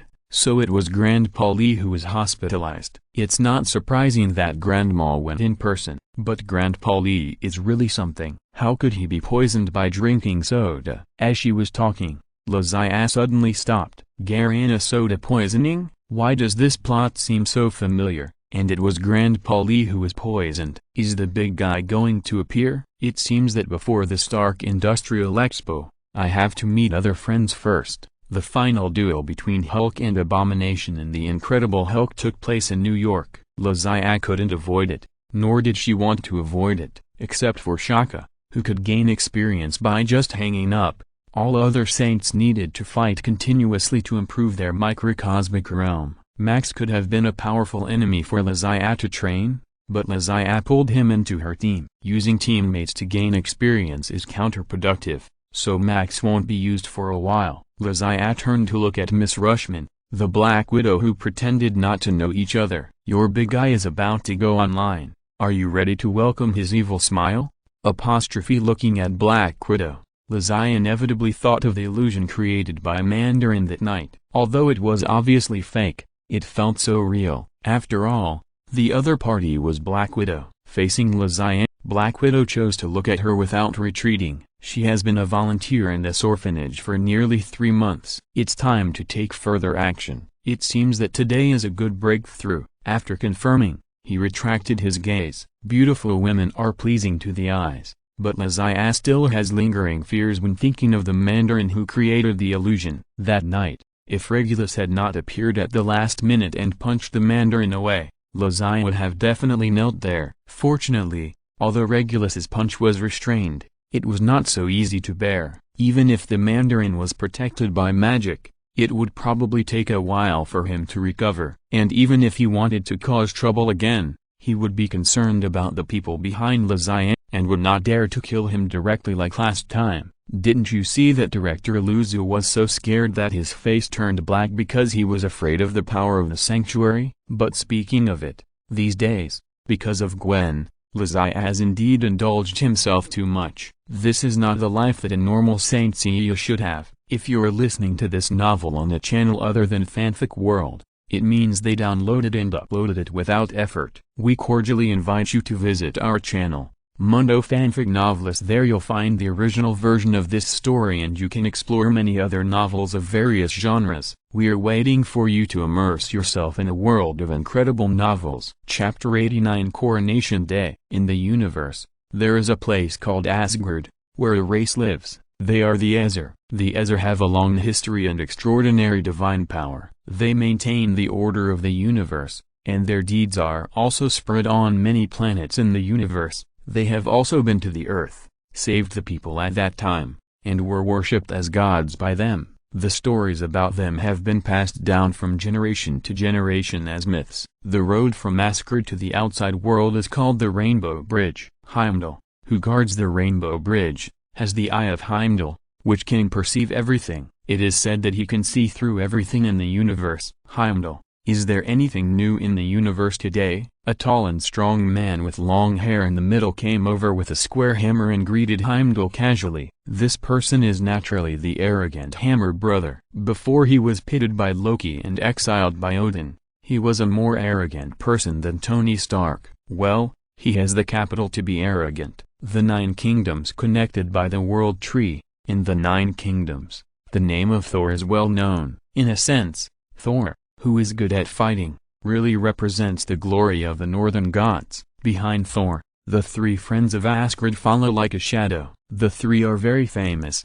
but their strength is not worth mentioning. From the appearance to the curtain call, They can only brush small monsters, and they are trampled by the boss in various ways. Side by side with the three friends is a long-legged man. Just looking at the legs, he can also compete with Wonder Woman, but unfortunately his appearance is a bit. The long-legged man is called Sif, the goddess of war in Asgard, and the person who is favored by Odin to become Thor's future wife. But Thor has always regarded her as a comrade in arms and subordinate, and never as a woman. I have to say, this is a sad story. Heimdall is a serious person, and Thor just asked casually, and he didn't expect Heimdall to give any answer. The three friends followed Thor and walked over with a smile. Only the long-legged Sif nodded and saluted. She was Heimdall's sister. As for new things, I wonder if it is new that someone who can use divine power appeared in Midgard. Heimdall said in a deep voice behind everyone. Thor stopped and turned back curiously. Midgard? You mean Earth? How is that person? Is he strong enough for me to fight? Heimdall shook his head. He is just a mortal who has just glimpsed the power of God. Naturally, he is not as good as Thor, the first warrior of the kingdom of God. This is the best compliment I have heard today. Thank you, Heimdall. Thor turned around and strode away with his hammer. Thor did not take the other person who appeared on Earth to heart. He was the god of war of Asgard, and today was the day he was crowned king. From then on, he could despise all life in the universe in terms of strength and status. Brother Thor is so domineering. In the office, Lazai was sitting at his desk with his eyes closed thinking about his own problems. He didn't know that a senior voyeur of the universe had already focused his attention on him. Because there is no system that can earn experience points by completing tasks, and then exchange them for realms, holy clothes, and microcosms, it is not easy for Lazai to improve the realm of his microcosm. However, if the realm of his microcosm is not improved, it does not mean that there is no way to enhance his combat power. He tried to imitate Shaka and close his eyes to accumulate his microcosm. When the battle comes, he can burst out with stronger combat power when he opens his eyes. But Shaka's method is not so easy to learn, even if Lazai is a child chosen by the holy clothes. With his eyes closed, Lazai slowly clenched his fists, frowned slowly, and bit his teeth lightly, as if he had exhausted all the strength of his body to perceive the mysteries of the universe. Knock knock. There was a knock on the window opposite, and Parker saw that Lazai was the only one, so he opened the window and jumped in. Max followed closely. Lazai, who was feeling the world, trembled in fear, and then his body began to tremble unconsciously. He still hasn't reached Shaka's realm of not changing his face even when the mountains collapsed in front of him. Exhaling, Lazai opened his eyes. His eyes were a little empty. Parker sniffed. It's not right for you to stay in the house all the time. You should go out with us more often. If you don't want to be recognized, you can wear your yellow and white uniform. Didn't we agree that it's our team uniform? Max touched his black and blue uniform behind Parker and shook his head. I think it's okay for him not to go out. The two of us have a tacit understanding. We don't need others to get involved. You don't understand. Lazai looked at the ceiling and felt that life was boring. Parker sat down on the sofa helplessly, while Max turned on the new TV and changed to the news channel with a proud look. After a while, a news interruption appeared on the TV. Recently, the city hero Spider-Man went deep into the fire scene and rescued a total of 19 people trapped in the fire. From the picture, we can see that Spider-Man is not fighting alone. He is accompanied by a man who can fly and flashes with lightning. Some people call him Electro. For the appearance of Electro, the public has maintained a strong interest and launched heated discussions. Electro is beginning to become the new business card of New York City together with Spider-Man. On the TV screen, Max's figure flashed by and was captured in a blurry photo. Among the passers-by interviewed, many people have become fans of Electro. Everyone feels that this new hero can fly and discharge electricity, which is cooler than Spider-Man. The last picture shows George Stacy, the chief of the New York City Police Department, and his attitude is still tough. I still reserve my attitude. Maybe they have done a few good things, but the practice of wearing masks is not worth promoting. Chief George's temper is really hard. Lazai sighed. This matter is not Dad's fault. As the chief of police, he is actually under a lot of pressure. Gwen defended at the table. Anyway, I think there's nothing wrong with us wearing masks. Parker turned back. "Gwen, when did you get here?" Gwen smiled and wiped the corner of her mouth. "I've been here the whole time. You were just stupid and didn't feel me." "Impossible. I'm Spider-Man." Parker was dissatisfied. Gwen shrugged. "Who isn't?" Lazia took the opportunity to zip up. "Don't talk. Read this news. There are rumors about a fierce conflict between the U.S. military and an unknown enemy at Carter University in Virginia earlier today, and some students witnessed part of the battle scene. He's big, like a monster." The TV played a video taken by a student with a mobile phone, but unfortunately only the U.S. military was photographed and not the monster. "The Hulk is really coming." Chapter 90 Hulk is coming. Although Lazia has seen the plot of The Incredible Hulk, he can't remember the place names and time nodes clearly, so he doesn't know when Dr. Banner and his long-legged girlfriend will come to New York, and which university Mr. Land who will meet them is a professor. But Lazia knows that the time interval will not be too long, and the battle with the Hulk after the abomination went berserk is at night. As long as you pay more attention at night these days, you will definitely find them. Speaking of the Hulk, you have to mention one person.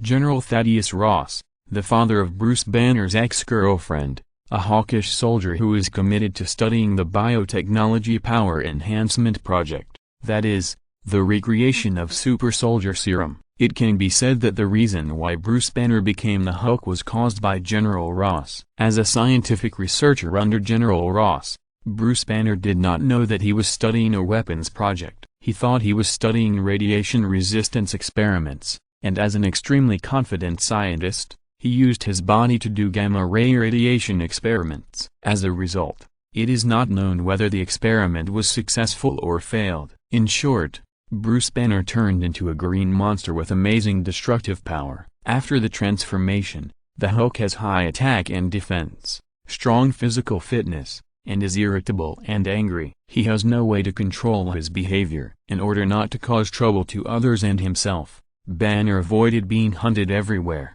and finally ran to the Rhodesian slums in Brazil, where he lived a leisurely life without accidents. Although he still missed his ex-girlfriend Betty Ross, in order to find a way to save himself, he could only choose to live in seclusion here. This period of time is a rare leisure time for Banner after he started his career as the Hulk. He started a new life here, made new friends, found a job to cover up his identity, and discussed the method of curing gamma cells with the netizen Mr. Blue on the internet under the name of Mr. Green. If nothing unexpected happens, he may have an unendurable relationship with the big-breasted Latin beauty living downstairs. If his heart rate is too high, he will transform into a giant. The size is estimated that the big-breasted girl with a nipple at 17 minutes and 38 seconds can't bear it. I said nothing. Unfortunately, accidents always happen inadvertently. Although Banner was very careful, an accidental bleeding caused his blood to drip into the bottled Guarana soda, causing gamma poisoning when Uncle Lee, who was thousands of miles away, drank the soda, which attracted the attention of General Ross, who had been looking for him. General Ross acted quickly. He called on the strongest special operations force at hand and personally led the team to Brazil to capture Banner. In General Ross's view, the existence of Hulk proves that the replication of super soldier serum is not a fantasy, as long as the reasons for the changes in Banner can be studied and the weakness of not recognizing relatives after his anger can be overcome. A group of super soldiers who can fight and dare to go up can be created for the U.S. military. As long as there is a platoon of super soldiers, the United States can completely take the initiative in the East-West conflict. Hulk's body is an asset of the U.S. military. For the future of the United States, General Ross must control Hulk in his hands. Unfortunately, General Ross still underestimated Banner's vigilance and Hulk's destructive power. An entire special operations force not only failed to catch Banner in his normal state,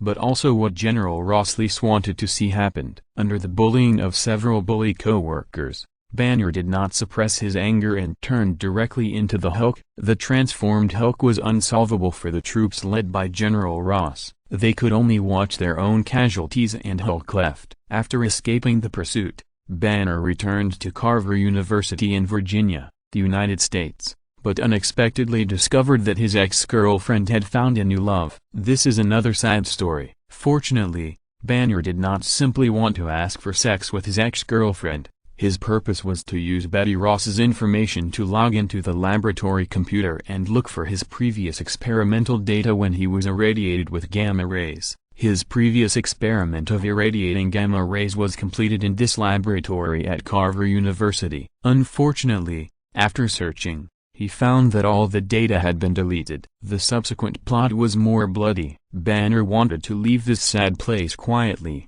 but fate arranged for him to reunite with Betty. Fortunately, the screenwriter kept the bottom line and didn't let them roll in bed directly. I don't know who is the green hat for rolling in bed with an ex-boyfriend who has not broken up. Of course, the final result is not wonderful. General Ross's huge intelligence system soon discovered Banner's traces and blocked him on the campus of Carver University. So the fierce conflict between the U.S. military and the unknown enemy reported on TV news took place. The final result is that the sonic weapon ultrasonic cannon ordered by General Ross from Stark Industries did not suppress Hulk, and he also shot down the armed helicopter in the air to protect Betty. So it's not King Kong's patent to shoot down a plane for a beloved woman. Betty then broke up with her father and began to help Banner find a cure for gamma rays wholeheartedly. Now, the two are on their way to Manhattan, New York. They think their actions are very covert, but General Ross has found Mr. Blue's identity and address through the SHIELD's action database one step ahead of time, and began to monitor Mr. Blue in advance. After a hard journey, Banner and Betty finally arrived in Manhattan. In order to get to the place where they agreed to meet with Mr. Blue as soon as possible, they took a taxi. It was a crazy taxi. The driver might have just been addicted to drugs and drove the taxi like a QQ speed car, rushing all the way on the road. Not only that, the driver also taunted other drivers and passers-by all the way. "Drive faster, too slow, you're like a woman. Watch the car, idiot.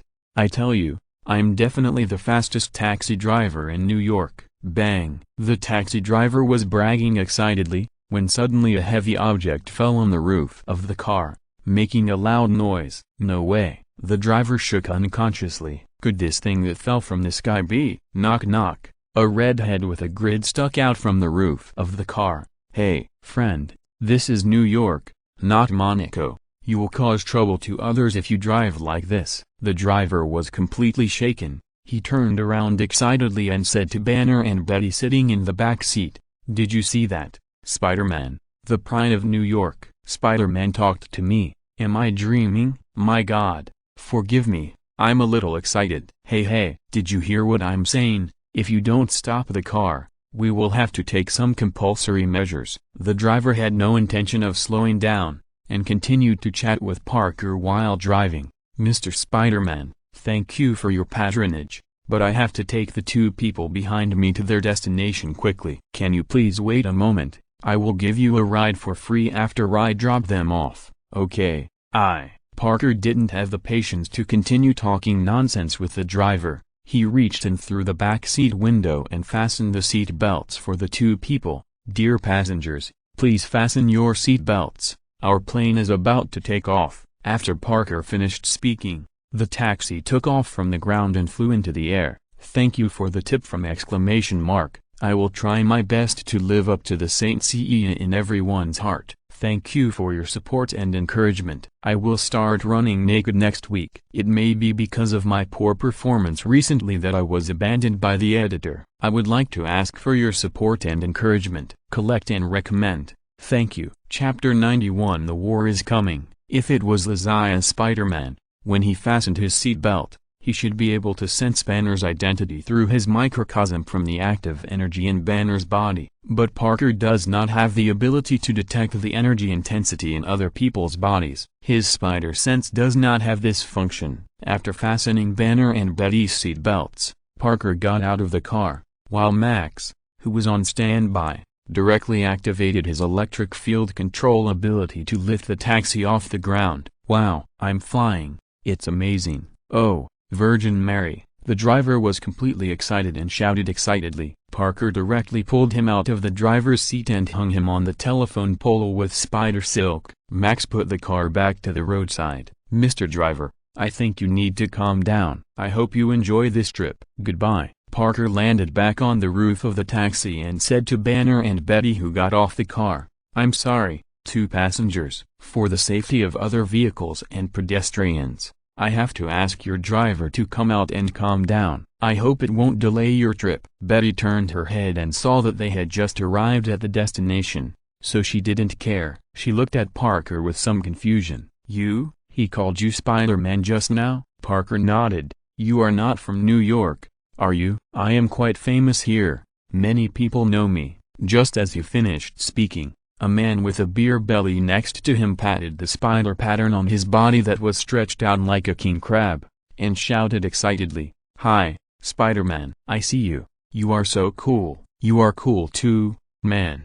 Parker waved his hand, then gestured to Betty. "Look, let me tell you, I am still very famous in New York." "By the way, what are you doing in New York? A honeymoon trip?" Betty blushed a little. "We are not. We are just here to find someone." "Oh, no. We are just strolling around." "Is that your friend too?" Banner interrupted, looking at Max floating behind Parker. Parker nodded. "Yes, that is Electro. We are a team." "See it," Banner said, indicating that your uniform style has betrayed your relationship.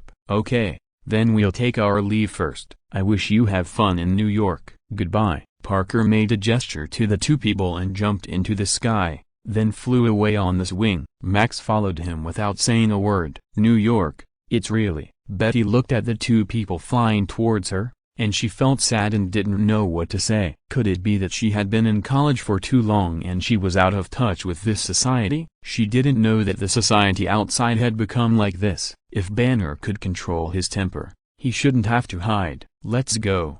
Banner was a man who had seen the world after all. He was not scared by Spider-Man and Electro. He took Betty directly to the Department of Biological Cells at Ballrogen University and found Dr. Samuel Stern, his online friend Mr. Blue. The face-to-face meeting went smoothly. After the two of them got in touch smoothly, they came to Dr. Stern's laboratory. The two had a detailed discussion on the cure of gamma cells. According to the cell strength in Dr. Banner's body, how many doses of concentrated reagents are needed to neither poison him to death nor cause him to become a Hulk and become uncontrollable? How can this dose be controlled at the most appropriate concentration? This is a question that you will never know if you don't try it. Both of them are not conservative people. In Dr. Stern's words, curiosity is greater than caution, so they didn't dwell on it for too long. Anyway, it's useless to dwell on it too much, just do it. At the same time, Lazian, who was on standby on the roof of the Osborne Group building,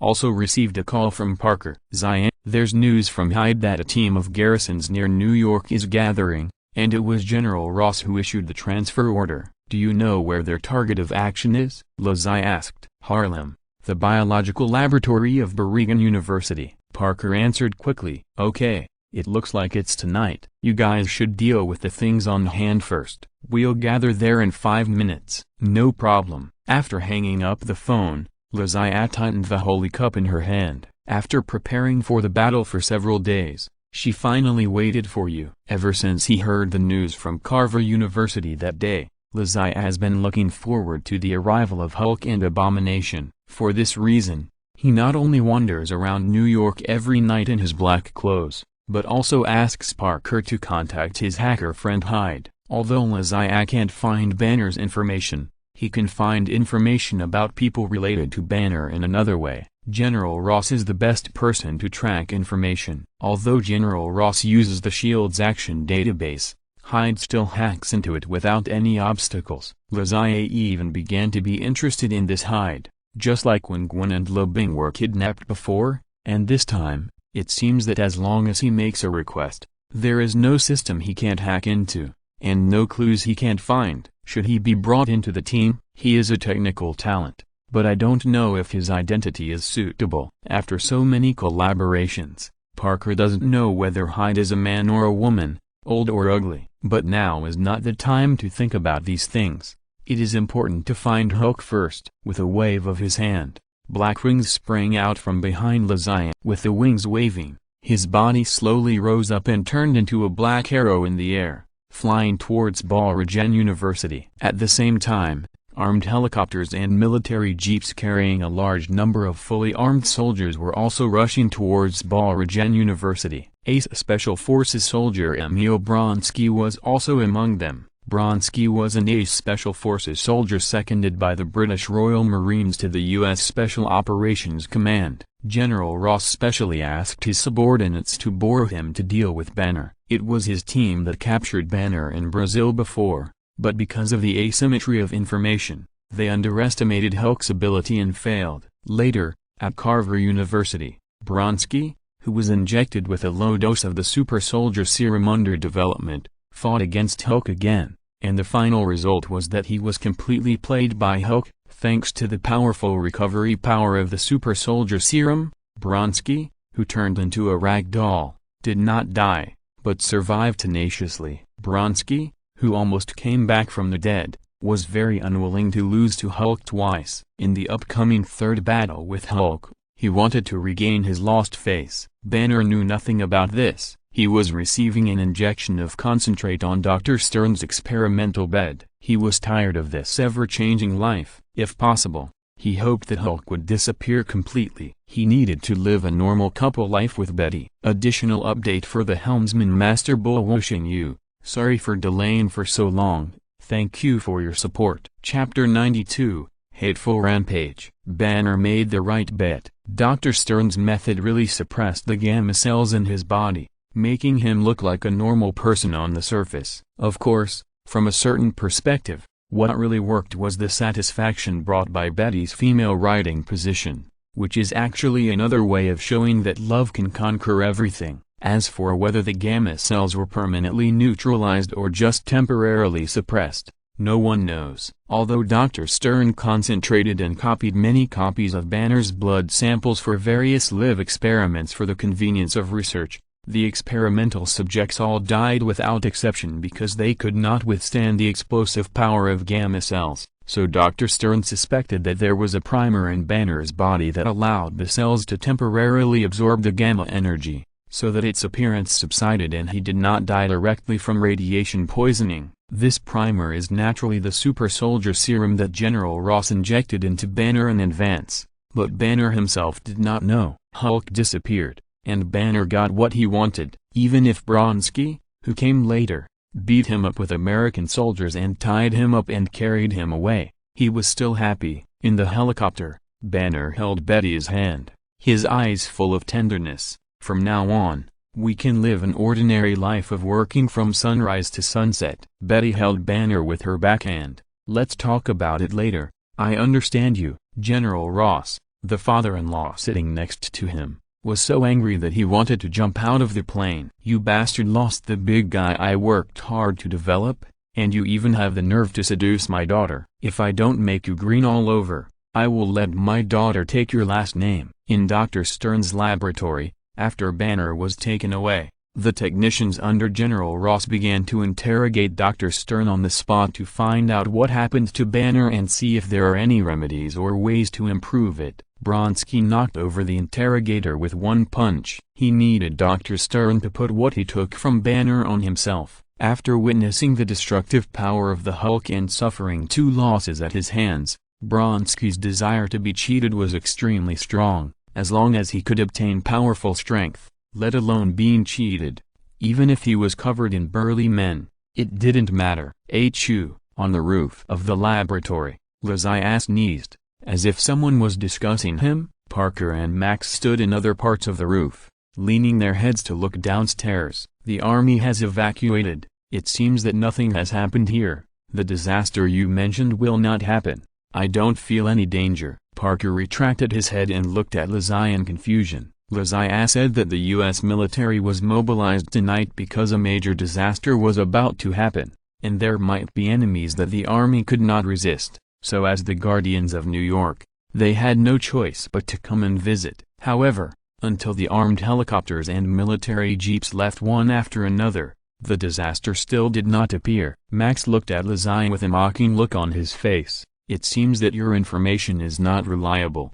There is nothing here that you said. Wait a minute. Parker suddenly interrupted Max. He felt that there was danger coming from the experimental building below him, as if something terrible was appearing. Bang! A window downstairs was smashed by the experimental equipment, and then 2 soldiers were thrown out as garbage. The American soldiers who had not yet evacuated downstairs instantly entered combat status. Their shouting could be heard even by the 3 people standing on the roof. Calling for command, calling for command. An unknown thing appeared. He killed our 2 brothers.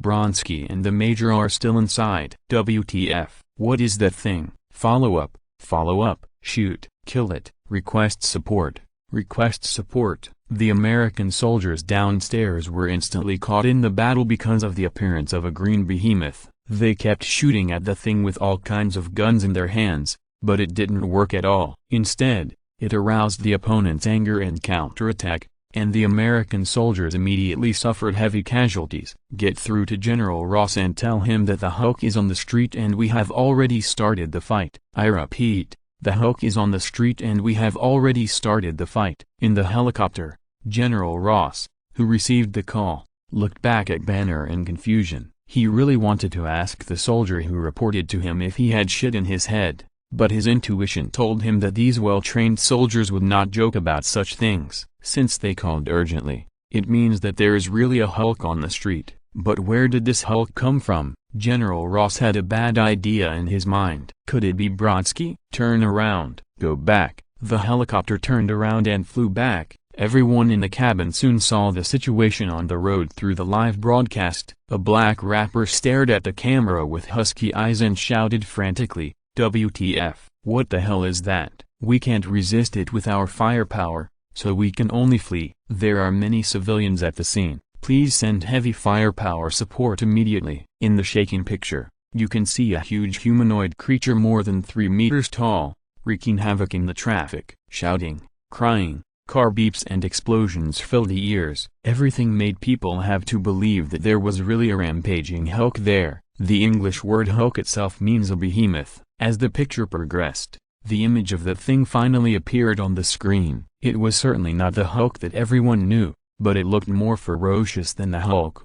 With explosive muscles, a burly and huge figure, hideous bones piercing out of the body, and its thick short neck and the bald head that symbolized powerful strength. This is a tough character who is even harder to deal with than the Hulk. General Ross didn't know how to describe his mood. If he guessed correctly, the super soldier project he had dreamed of should be completed, and this hideous big guy was the proof. This shows that the appearance of Hulk is not an isolated case, and the super green soldier has the possibility of mass production. However, looking at the violent performance of this new Hulk, it seems that it is even more difficult to control than when Banner just mutated. If he is really put in the combat sequence, he may hurt himself before hurting others. So it is really difficult to define whether this matter is good or bad. On the street, Bronsky's incarnation of Abomination is wreaking havoc unscrupulously. The expansion of power and the hallucinogenic effect of Hulkization have magnified his desire for destruction infinitely, and at the same time, his hatred for Hulk has also been infinitely magnified. But Hulk is gone, and he has no way to wash away the humiliation of losing twice to Hulk with a victory. These 2 failures will be engraved on his spine forever, making him uneasy even when sleeping. Military vehicles and police have no way to deal with Abomination at all. Their guns can only magnify his anger, but they can't hurt him at all. I have to go back. Only I can stop it. Only Hulk can stop it. Banner looked at General Ross with a sad face.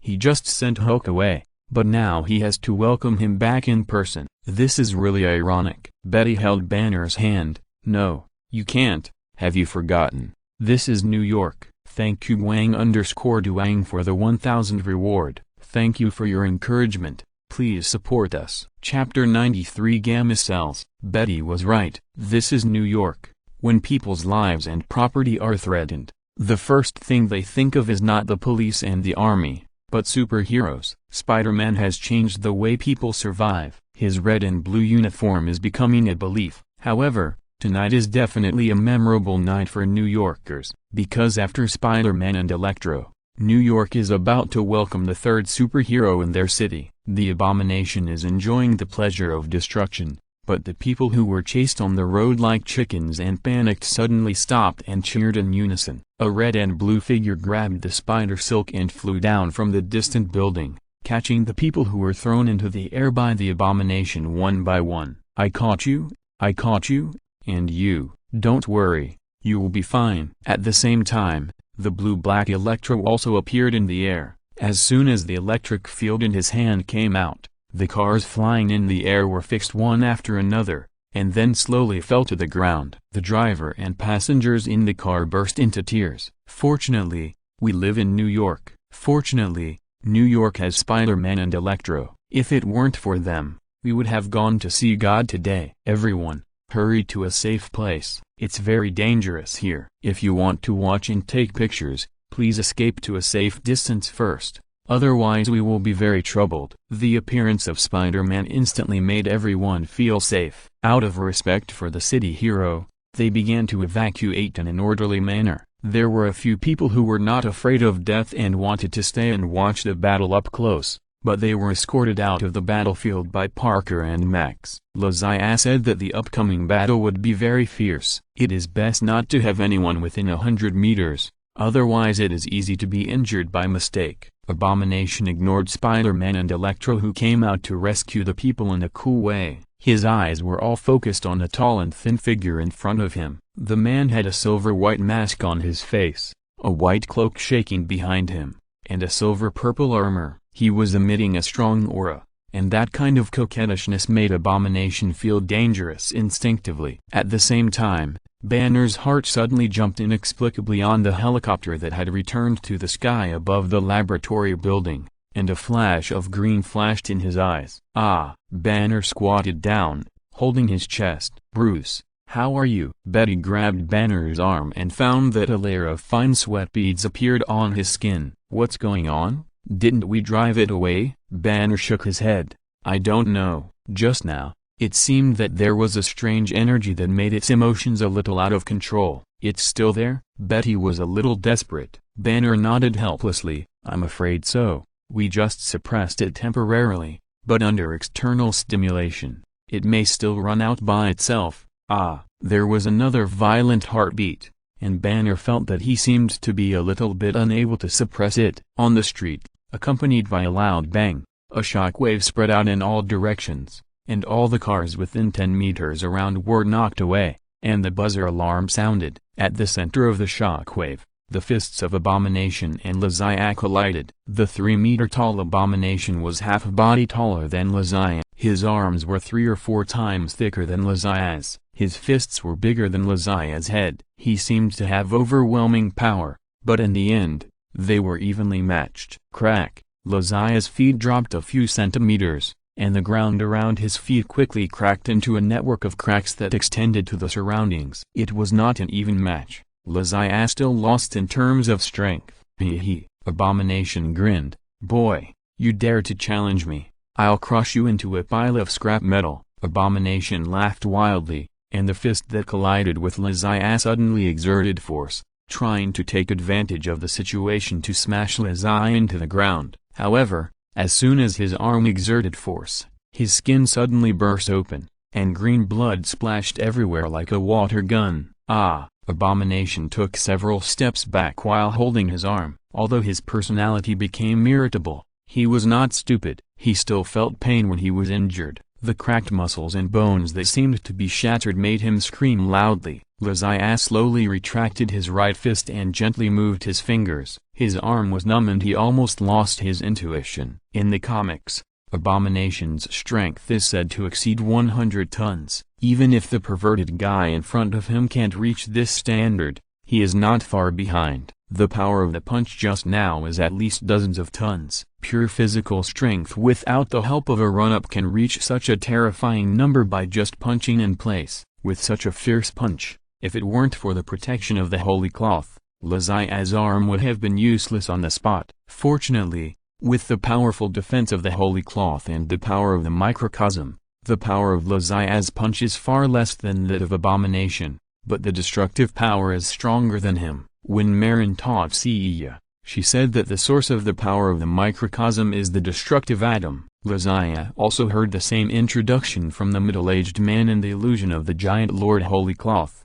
However, when Lazia truly comprehended the microcosm, he found that these two guys were just bragging. The scientific explanation for destroying atoms is nuclear fission, which is the process of breaking an atom into two or more atoms to produce huge destructive power, that is, nuclear fission. Humans used this principle to create atomic bombs. Saints can master the power of destroying atoms, but if you want to destroy atoms with your bare hands, you must at least comprehend the seventh sense and reach the level of gold saints. The so-called atomic destruction of bronze saints and silver saints is nothing more than destroying the forces between atoms, thereby destroying an object from a whole into countless individuals. The difference is that the bronze saint can destroy less interatomic forces, while the silver saint can destroy more. For example, for the same piece of stone, a bronze saint can punch it into gravel, while a silver saint can punch it directly into fine sand,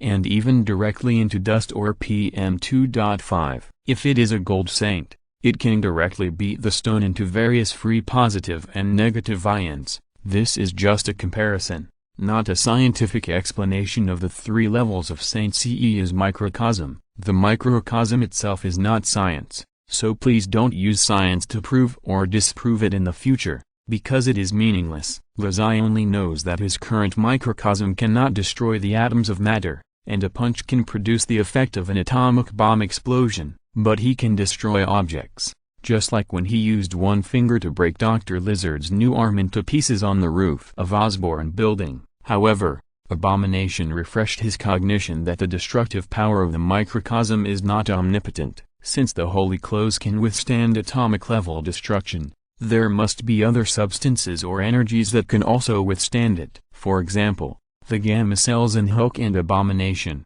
When Lazai's microcosm power was transmitted to Abomination's arm, his gamma cells suddenly became active and released strong gamma rays to block the power of the microcosm. So Abomination's arm was just a muscle explosion, but it was not broken into pieces. Although he didn't want to admit it, Lazai found that, to a certain extent, gamma cells are the natural enemy of the microcosm. Thank you all for the reward. Thank you all for your support and encouragement. Chapter 94 Equally Matched. The scream of Abomination did not last long. The powerful cell activity in his body stopped the bleeding and the wound began to heal. His wounds looked horrible, but they were just superficial injuries. Looking at his fist, Abomination lowered his head, wanting to reacquaint himself with the person who had injured him. Who are you? Lazai's arm was recovering rapidly under the effect of the Cosmo of the giant. He looked up and smiled at the ugly face of Abomination. Unfortunately,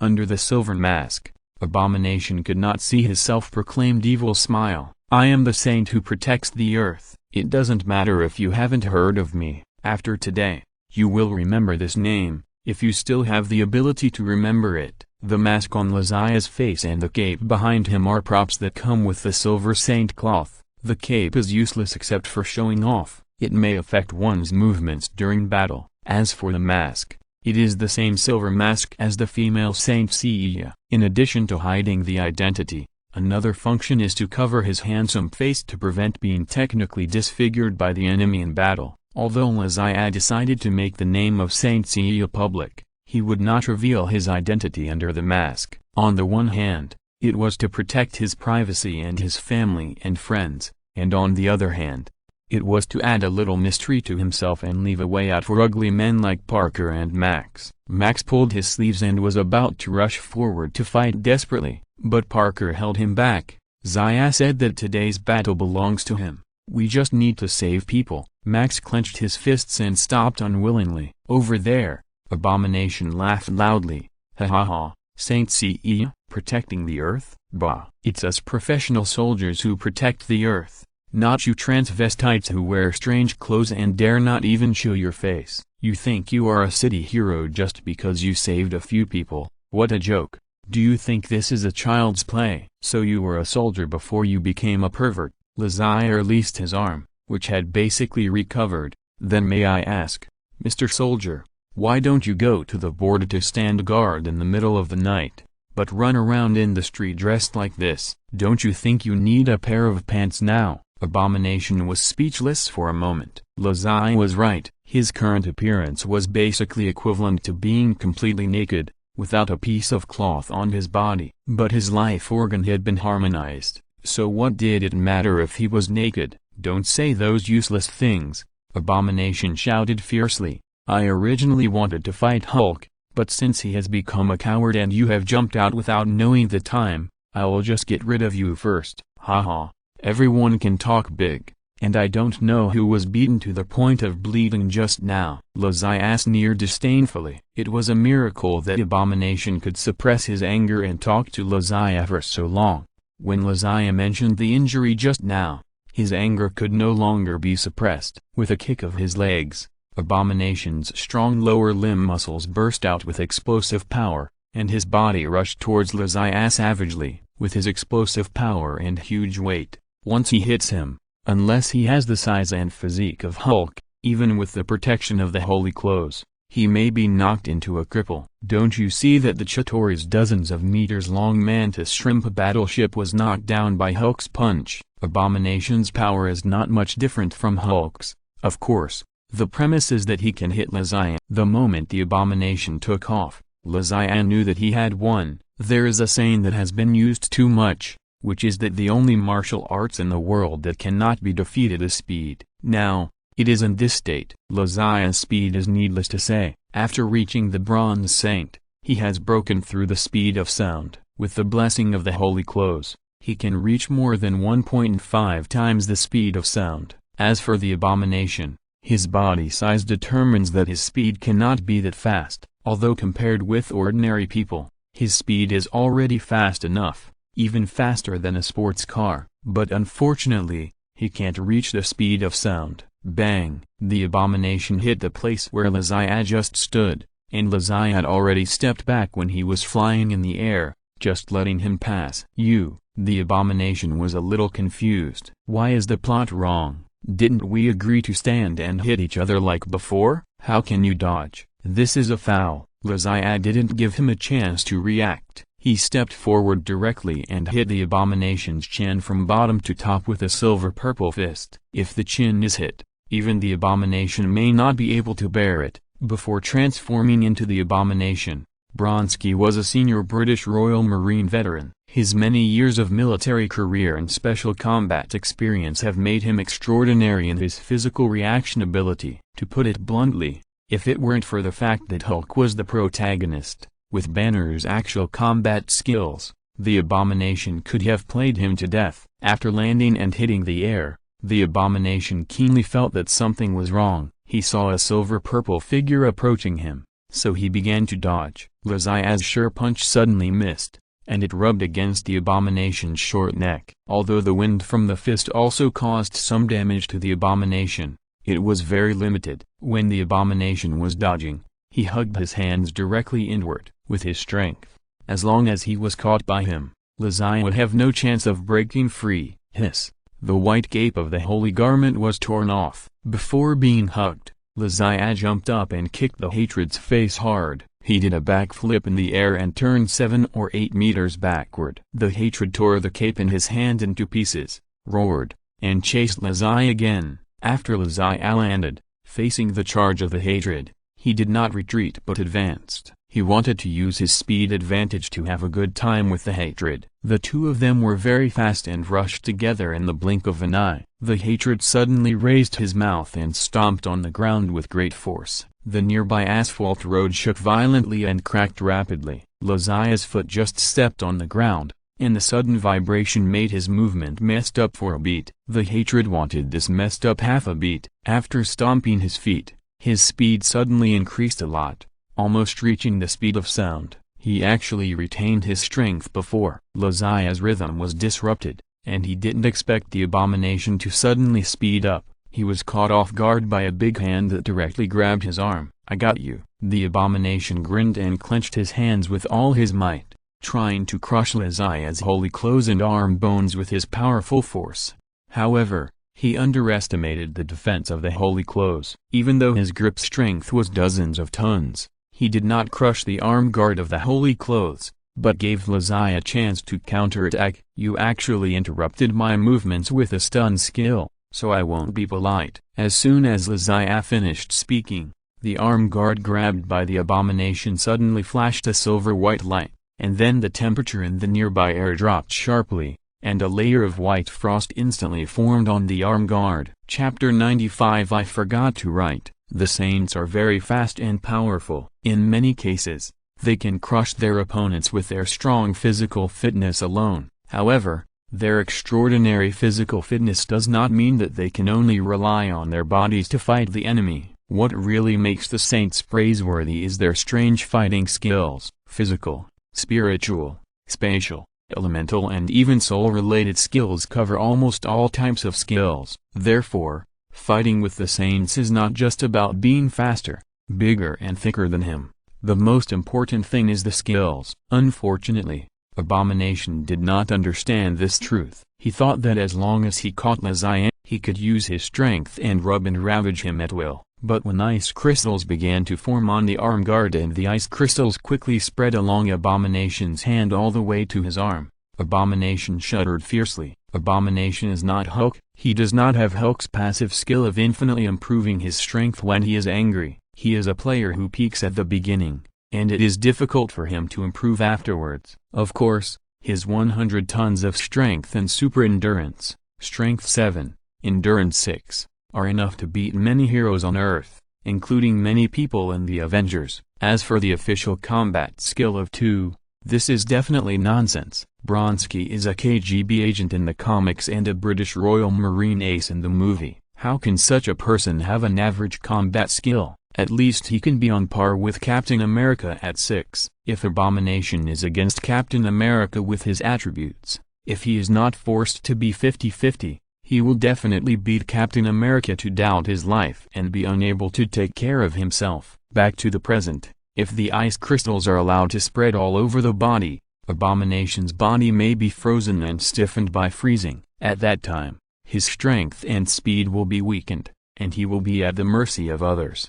Even if he has strong endurance and recovery ability, Zodiac can still kill him, so he must not be entangled by this ice crystal. While there are not many ice crystals in his hand and his body has not been affected, Abomination grabs Zodiac's arm and turns out directly. Boom. Zodiac was thrown out and smashed straight into the wall several dozen meters away. A loud bang caused smoke and dust to fill the sky, and a big hole was smashed directly into the wall. Before the smoke and dust dissipated, the big hole in the wall suddenly expanded again. Zodiac flexibly adjusted his body shape in the air. The deep hole on the wall was made by his feet. At this time, he exerted force with his legs, and a silver-purple figure flew out of the smoke and dust at a rapid speed, shooting straight at the body of the Abomination. The Abomination shook off the ice crystals on his hand, clenched his fist and smashed at the figure. Another circle of shock waves spread out, and the sound followed closely and resounded throughout the street. This time, it was no longer Lazai who suffered the loss, but the Abomination with some ice chips hanging on his arm. On Lazai's fist, the cold air formed a sharp ice fang, which directly broke through the skin of the Abomination and nailed into his fist. Ah! The 10 fingers were connected to the heart, and the hatred shouted in pain. The injury to his fist made him lose his mind. He was so angry that he used his injured hand to hold Lazai's fist with his backhand. He didn't care whether the cold air would freeze his arm. He clenched his other hand into a fist and hit Lazai directly. Lazai's fist was pinched and he couldn't break free. He could only raise his arm to block it. At the same time, the small universe desperately urged the water vapor to condense into a thick ice shield in front of his arm. Bang! The hatred punched the shield, and the ice shield was immediately smashed into powder. The fist hit Lazai's arm without any hindrance, and directly knocked him out. Bang! It was still the wall pit just now. The cracked wall was directly shattered into debris, burying Lazai's body. The hatred looked at his fist. The green blood had been sealed by ice crystals. Not only that, the ice crystals also climbed up half of his arm. His fist had completely lost consciousness. Puff. Lazai climbed up from the debris and wiped the dust from his mouth. Damn, this punch is really powerful. Cough cough. His left arm, which he used to resist the hatred, drooped to one side. The joint was dislocated, and the bones might be damaged. The punch from the hatred just now was not just an ordinary punch. Under the induction of the microcosm, the cells of the hatred spontaneously emitted gamma rays along with the fist. Fortunately, Lazai was protected by the microcosm and the holy clothes. Otherwise, he might have been poisoned by gamma rays and caused body cell diseases just by being exposed to the rays. Zodiac didn't know whether this situation had appeared in the original comics, nor did he know whether this situation was scientific. Perhaps it was the fault of the microcosm again. Because of the assistance of gamma rays, the punch of the hatred directly shattered Zodiac's ice shield, and even cracked the arm guard of his holy clothes. Zodiac guessed correctly. Gamma cells are really the natural enemy of the microcosm. The gamma rays released accidentally by the abomination have such amazing destructive power. If Hulk can control this ability, coupled with his ability to infinitely improve physical attributes with anger, he might be able to fight Thanos. This discovery made Zodiac alert. Just like the Lord of the Rings D of the Mandarin before, the ability system of this Marvel world is numerous and complicated. The atomic destruction ability of the Saint Seiya is not unique, nor is it unsolvable. Even if you become a gold saint, you can really master the power of destroying atoms, and the power of a nuclear bomb explosion with a casual wave of your hand, but you dare not say that you can walk sideways in the universe. This universe is too complicated. Thanos is just a vanguard. Behind him are the 5 great creators, the gods, and other tough characters. If you want to compete with these people, the 8th sense is useless, unless you can comprehend the will of the gods. Otherwise, no matter how loud the name of the Saint Seiya is, it is still a speck of dust in the universe. But how can you comprehend something as illusory as the will of the gods? Zodiac is just a poor little bronze with an initial 6th sense. It's too far to think about these things. So let's find a way to defeat the abomination in front of us first. One of the abomination's arms has been frozen by the cold. Zodiac didn't dare to brag about his coldness. Even the Golden Saint couldn't break free, but it was enough to deal with an abomination who only knew brute force. Over there, the abomination broke the ice crystals on his arm with his fist, but the coldness of the microcosm could not be driven away by breaking the ice crystals. His arm had been frostbitten by the cold, and even with his super strong recovery ability, it would be difficult for this arm to recover its combat effectiveness for a while. In the helicopter, Banner panted and knelt on the ground. The repeated energy teasing had made him unable to suppress the Hulk. Maybe in the next second, the Hulk would appear in the cabin, and then the helicopter would only end up with a crash and death. Open the rear door and let me down. I can't suppress it anymore. Banner grabbed General Ross's arm and whispered. General Ross hesitated. If it appears below, the damage may be even greater. Banner looked at Zodiac on the ground through the window of the plane and shook his head. That person is here, so it won't happen. If you're listening to this novel on a channel other than Fanfic World, it means they downloaded and uploaded it without effort. We cordially invite you to visit our channel, Mundo Fanfic Novelist. There you'll find the original version of this story and you can explore many other novels of various genres. We're waiting for you to immerse yourself in a world of incredible novels. Chapter 96. Another one. Gamma rays are actually widely present in the universe. Supernova explosions, nuclear fusion in the core of stars and many other phenomena of celestial evolution will produce a large amount of gamma rays. So whether the microcosm is related to gamma rays, even Lao Che may not dare to completely deny it. After all, he just made up the concept of the microcosm without much rigorous physical basis. By the way, Hulk can infinitely improve his strength through anger, which is very similar to the way Saint Seiya infinitely burns the microcosm to improve his strength. The power of the abomination comes from the gamma cells in his body, but his cells do not have the growth of the Hulk, so when his strength and speed are suppressed, anger will not strengthen his strength, but will only make him crazy. It doesn't matter if one arm is broken, it doesn't matter if you can't break the opponent's defense, it doesn't matter if the speed is completely suppressed. Even if I am killed today, I will still rush forward. Roar! The mad abomination rushed towards Zodiac like a bulldozer, knocking away cars and crushing the road. There was nothing else in his eyes, only one goal: kill him. Facing the charge of abomination, Zodiac put away his contempt. Even though he knew he was no match for him, he resolutely launched a long-lived charge. Although he was a little overconfident, he was a worthy opponent. In this case, please allow me to pay my respects from Mount Lashan. A ferocious dragon head flew out from Lazia's fist. The dragon from the east appeared in front of the New York public for the first time. Its huge and slender body, handsome and domineering appearance, and unparalleled momentum instantly conquered everyone present and in front of the TV. Mount Lashan Shenglongba. The dragon roared past and collided fiercely with the charging abomination, and then knocked abomination away without any suspense. After a turn, it raised its head and flew into the sky. After a long time, a tattered figure fell from the sky and smashed a deep pit in the shape of a human on the hard concrete ground. Abomination lay in the deep pit, looking at the sky with empty eyes. His whole body was torn apart, and his limbs were twisted in strange postures. The blood gathered into a spring and instantly dyed the nearby ground green. Lazia retracted his fist and slowly exhaled. After a period of training and increasing familiarity with the moves, Lashan Shenglongba would gradually adapt to the strong discomfort caused by the blood flowing back in the body. Although it is still not as good as the later bursting clothes maniac, it is still no problem to shoot 3 or 5 times a night. Cool, OMG, amazing, unbelievable, damn,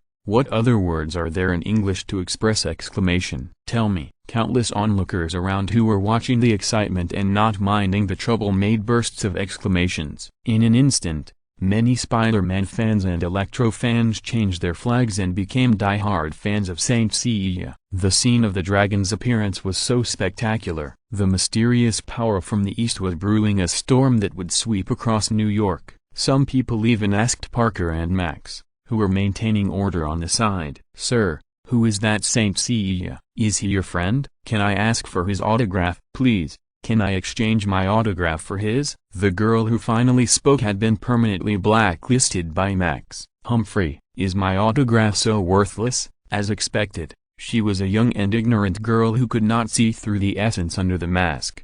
If she knew that the Oriental boy was so ugly, she would kneel down in front of my handsome face, Max, and beg for forgiveness. However, I will not forgive you. Your ugly appearance and flat body disgust me as much as your ignorance.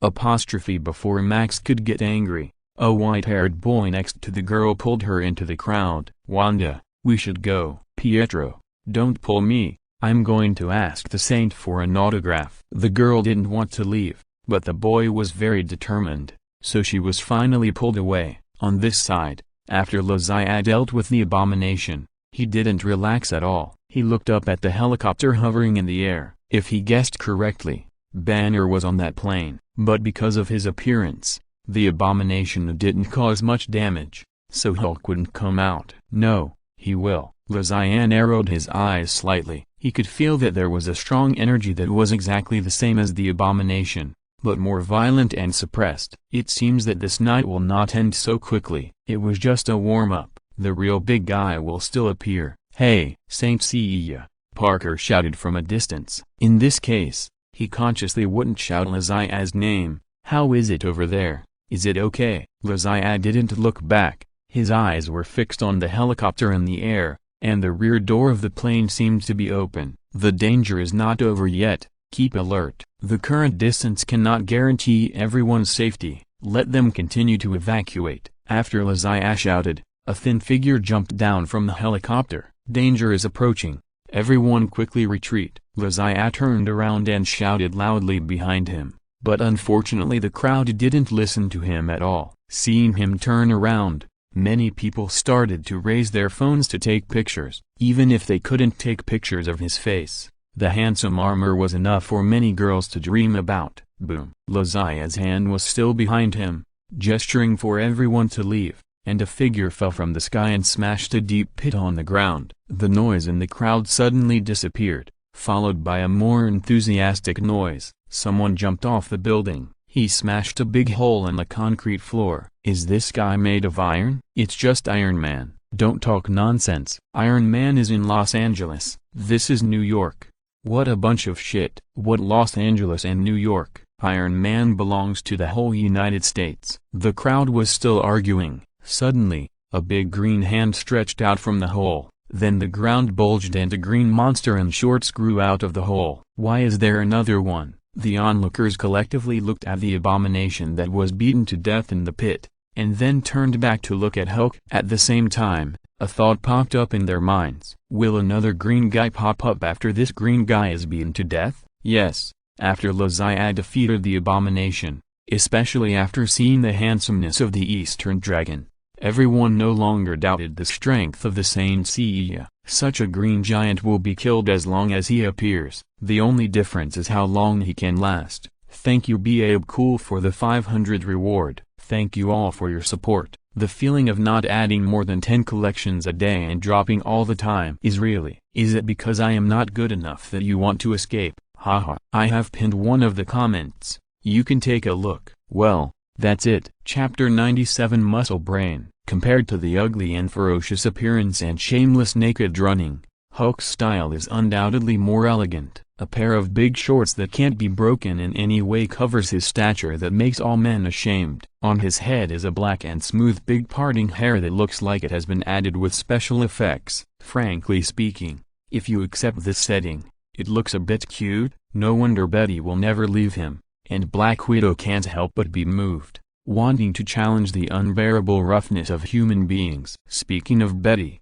the disappearance of this character after the Avengers is definitely a failure. The director and screenwriter must have made Betty disappear technically in order to satisfy Black Widow's stamp-collecting desire. It must be like this. The emotions of the audience have been mobilized. They cheered and cheered for Zodiac, looking forward to the handsome Oriental dragon shining in New York again. Is this another form of literary and artistic blossoming, promoting Chinese culture? The onlookers were in high spirits, but Zodiac was not as optimistic as they were. He can defeat the abomination mainly because the abomination itself is ugly. Well, the main reason is that the power of the abomination has an upper limit, and this upper limit happens not to exceed the ability of the Bronze Saint. But Hulk is different. He has infinite evolution possibilities, and there is no upper limit in theory. How to beat such a Hulk? Zodiac obviously can't take advantage of Hulk's transformation into Banner to chop him down with a knife like Deadpool slaughtered Marvel. This Hulk who came out of the crack in the ground has no possibility of transforming back into Banner in a short time. All he can do is to defeat Hulk with his own strength and challenge the impossible. I hope that the Hulk in front of him is not as perverted as in the comics. However,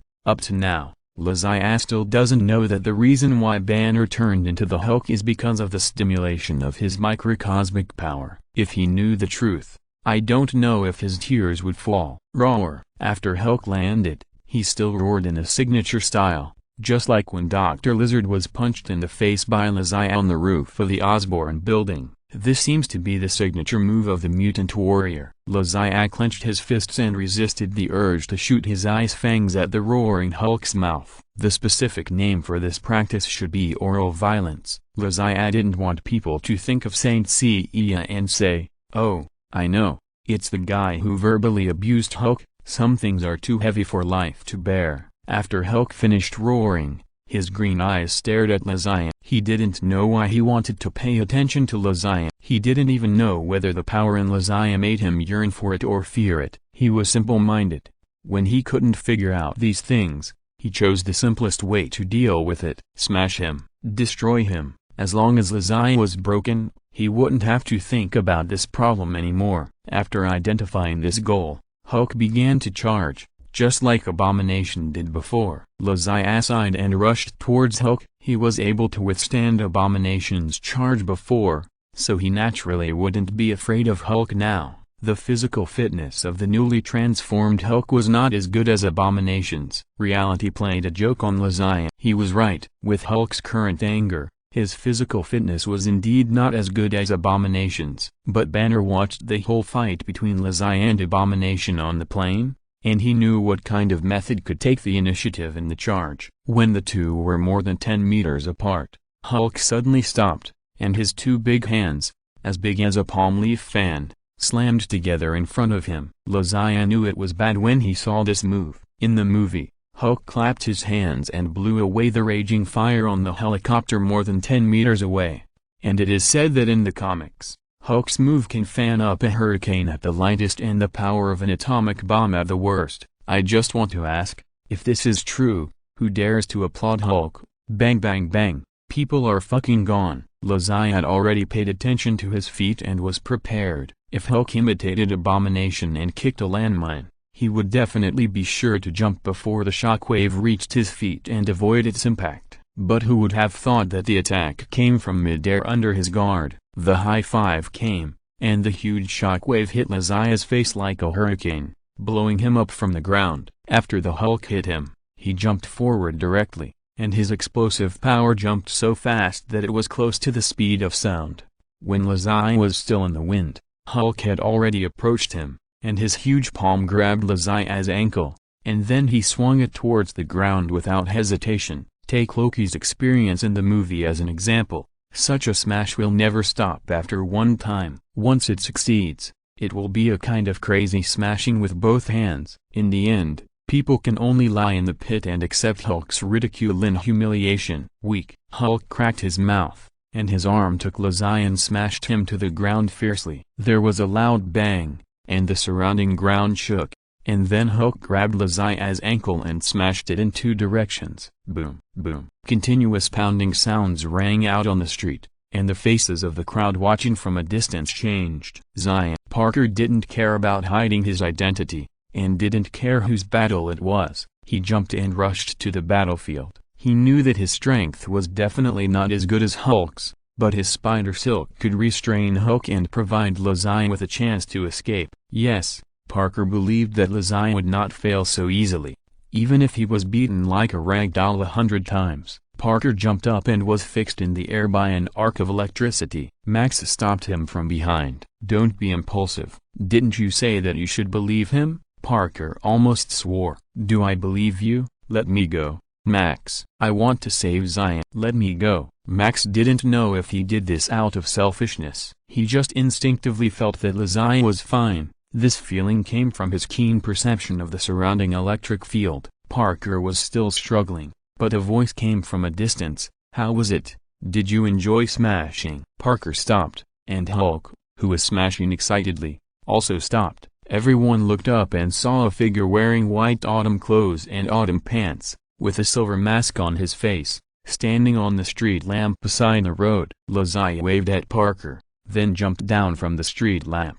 Smiling at Hulk, it seems that your muscles are not only on your body, but also in your brain. After smashing for so long, you can't even figure out whether there is someone in your hand or not? Hulk looked down in astonishment, but was surprised to find that he was holding a set of human-shaped armor in his hand, but there was no one in the armor. How did you do it? Hulk was smart and asked when he didn't understand. Lazai waved his hand, and the holy clothes in Hulk's hand immediately disintegrated and broke free, and then ding-dang, thank you all for your support. I lost my favorites today, haha. Chapter 98, Flying with Hulk. The matter is actually very simple. After being caught by Hulk and finding that he could not break free by force, Lazai began to actively think about countermeasures. You must not be hit. Even if the Saint Seiya's physical strength is strong enough, Lazai will not challenge such a shameful action of being gangbanged for no reason. He does not want to be made a laughingstock like Loki. So, Lazai thought of the story of Bossa using telekinesis to control the Gemini gold saint cloth to show off in the Gemini womb. After comprehending the microcosm, the Saint Seiya will automatically comprehend the ability of telekinesis. The difference is that some people specialize in telekinesis, so the strength of telekinesis is very high, such as Mr. Mu in Sparta, who used telekinesis to control a plane to land on an isolated island in the TV version and beat Shira to vomit milk. Some people tend to be physical, such as goats and old cows, but their telekinesis should not be underestimated. Fortunately, although Lazai's telekinesis is not specialized, it is not completely incompetent. So at the critical moment, he directly activated his telekinesis, and while escaping from the protection of the saint cloth, he used his telekinesis to make the saint cloth pretend to be himself, and was smashed by Hulk. This method is just to use the saint cloth to escape, which is different from the situation when the Yami Hyruka saint cloth abandoned Death Mask, so it will not cause the dissatisfaction of the saint cloth. With Lazai's summons again, the saint cloth directly escaped from Hulk's control and was put back on by Lazai. Hulk tilted his head and was silent for a while, as if thinking. but his muscular head could not figure out what happened. Lizaya naturally would not bother to explain to him. After moving his neck, Lizaya took a horse stance, put his fist at the side of his waist, and opened his other hand to face Hulk, posing a classic starting posture. As soon as they saw this posture, the audience on the sidelines began to cheer and posed with their mobile phones. The Eastern Dragon is about to appear again, and we must capture a group photo. Big guy, I wonder if you are a little more tough than that guy just now. Come and take my move. Hulk's head swayed uneasily. He instinctively felt the danger, but the pride in his heart would not allow him to dodge. Just like Lizaya said, he thought he was a little stronger than Abomination, and now he didn't have Betty as a burden. So why didn't he dare to take this move? Looking up and slapping his chest muscles vigorously, Hulk once again showed the New York audience his lung capacity and loud voice. Hulk, the light of the microcosm rose from Lizaya's body, and his momentum quickly rose to the peak. Having fully comprehended the microcosm, he no longer needed to imitate the fighting skills of the Saint Seiya like before. As a disciple of teacher Tongnu, he could use the authentic Lushan fighting skills. Lushan Dragon Flying. The huge Eastern Dragon rushed out with Lizaya's fist with unparalleled momentum. This time, Lizaya did not use Shenlongba, but used his right fists to open the sky and transformed into a dragon. Hulk had already taken a defensive posture, but this time the impact was more powerful than the one that Abomination had received. As soon as the contact was made, Hulk's feet were lifted off the ground, and then the momentum of the dragon continued, pushing him to fly diagonally into the sky. Dragon flying is a move that uses the momentum of the body to attack the enemy. It is generally used to raid and penetrate the enemy's formation, or to create an opportunity to get close to the enemy. The reason why Lizaya did not use Shenlongba but used dragon flying was to take Hulk away from the downtown area of New York. This way, it would be good for everyone. Dragon flying is a move with great power and flexibility. It can be used for short-distance sprints or long-distance raids. However, compared with the sonic movement of the Saint Seiya, it consumes a little more of the microcosm, but the speed is also faster, and the load is naturally greater. Before the spectators who had taken a good posture could press the shutter, Lizaya's incarnation of the dragon had already taken Hulk and disappeared into the sky. Dragon flying, which was faster than Mach 2, still did not produce a sonic boom. Isn't it infuriating? A few streets away, a young boy and a young girl were walking hurriedly with their heads down. The young girl complained as she walked, "It's all your fault that you took me away. If we could get the protection of that Saint Seiya, we wouldn't have to live this wandering life." The young boy frowned and said, "You are too naive. Those people are so powerful. They can protect people, but they can also cause trouble. If we follow him, we will be killed by him sooner or later." The young girl suddenly looked up and looked at the dragon flying in the air. Look, that's the Saint Seiya just now. He is so powerful." The young boy looked a little lonely. "Yes, he is so powerful, flying like a missile." The young girl's movements suddenly froze, and the smile on her face disappeared instantly. "Yes, it's like a missile." The boy held the girl in his arms. "Don't worry, even if there is no Saint Seiya, I will definitely protect you. Dad and Mom are gone, but I am still here." The girl pouted. "You are only 12 minutes older than me. Why are you pretending to be an adult? What's wrong with 12 minutes? 12 minutes. The boy suddenly stopped talking, pulled the girl behind him, and looked at the black-clad men who surrounded him with a vigilant look. A pair of twin orphans. A black-clad man said, "Well, take them back to the branch and deal with them." Another black-clad man said. The boy and the girl were knocked unconscious and taken away before they could resist. Before they fainted, the boy saw a black-clad man with a tattoo on his open chest that looked like a skull octopus. Lizaya's dragon Fixium pushed Hulk across a distance of dozens of kilometers and stopped only when he flew to a wasteland in the suburbs. After using Hulk as a buffer to plow a long deep ditch on the ground, Lizaya dodged and landed lightly in the distance. Hulk turned over and climbed out of the ditch, shook his head to get rid of the dirt on his body, and yelled at Lizaya crazily. Lizaya looked at this bug helplessly. No matter how many times he was beaten, he would stand up vigorously. "Are you sure you are not the reincarnation of Zodiac with a small universe opened, and that big shorts?" The quality is really damn good. But since Hulk is so durable and there are no onlookers around, Zodiac can also let go and have a good fight. After being toyed with before, Hulk's anger has risen a lot, and his strength has long surpassed Abomination. The two did not have any extra nonsense, and a super battle began. On the streets of New York, the crowd looked at the flying dragon and couldn't accept it. I took off my pants. Is this the end? The people around him moved away from the pervert who was talking. The man was wearing a woolen coat over his vest, and he looked very serious. Hey, I'm just joking. Please don't take it seriously, okay? Well, it doesn't matter even if you take it seriously. You mortals will never know how terrifying I am when I'm hard. But you won't have the chance to know it. Goodbye, kids on the beach. Looking forward to your support. Thank you. Chapter 99 Always Hate. The battle in the suburbs of New York lasted for a whole night. No one knew what the final outcome would be, including Parker and Max. When the two of them received Zodiac's call and rushed to the suburbs, the ground within a few kilometers seemed to have been hit by an earthquake accompanied by a tornado and hail. The ground cracked and turned up, and trees were knocked down in pieces. White ice crystals were still hanging on the messy branches.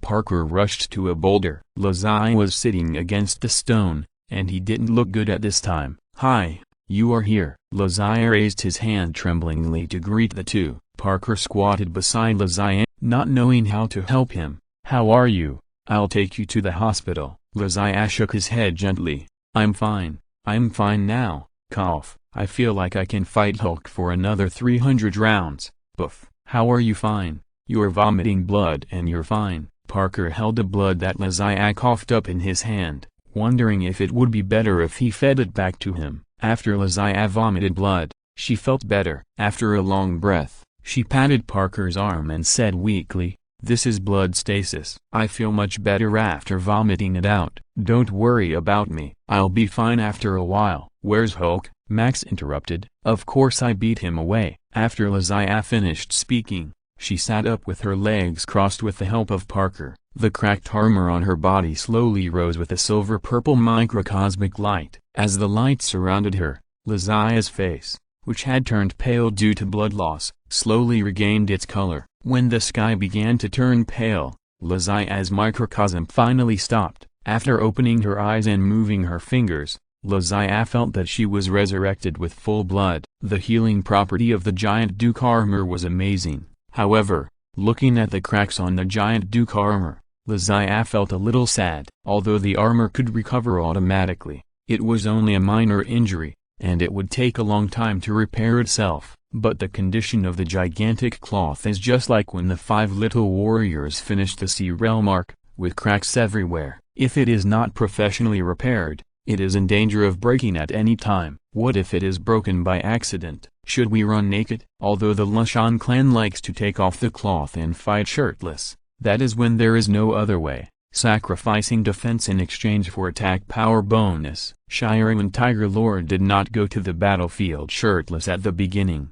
"Are you really okay?" Parker looked at the cracks on Zodiac's cloth and was still a little worried. Parker also knew how strong the defense of this cloth was. With the attack power of him and Max, it was difficult to even leave a mark on the cloth. But now this seemingly indestructible cloth is almost trodden by Hulk. Can the body inside the cloth still hold up? Also, is Hulk really that strong? Zodiac stood up and stretched his limbs. A flash of light appeared, and the holy clothes fell off his body, forming a holy cup in midair and slowly falling into his hands. He reached out and patted Parker on the shoulder. "When have I ever lied to you? You are so handsome. How could I have lied to you?" Parker slapped his hand away. "Don't come on. I'm not Max. I won't fall for your tricks." Max leaned over from behind. "What are you talking about? It sounds like you are calling me." Zodiac nodded. "I'm talking about you. I think you can be the face of our team." "What do you mean by face?" Although Max was happy in his heart, he pretended to be stupid on the surface. "It means you are the most handsome." Zodiac rolled his eyes. "Old Max, you have learned bad things." Max nodded. "Of course, I said you are getting more and more discerning, much cuter than when we first met." Pa. The two clapped their hands, and Parker covered his face on the side.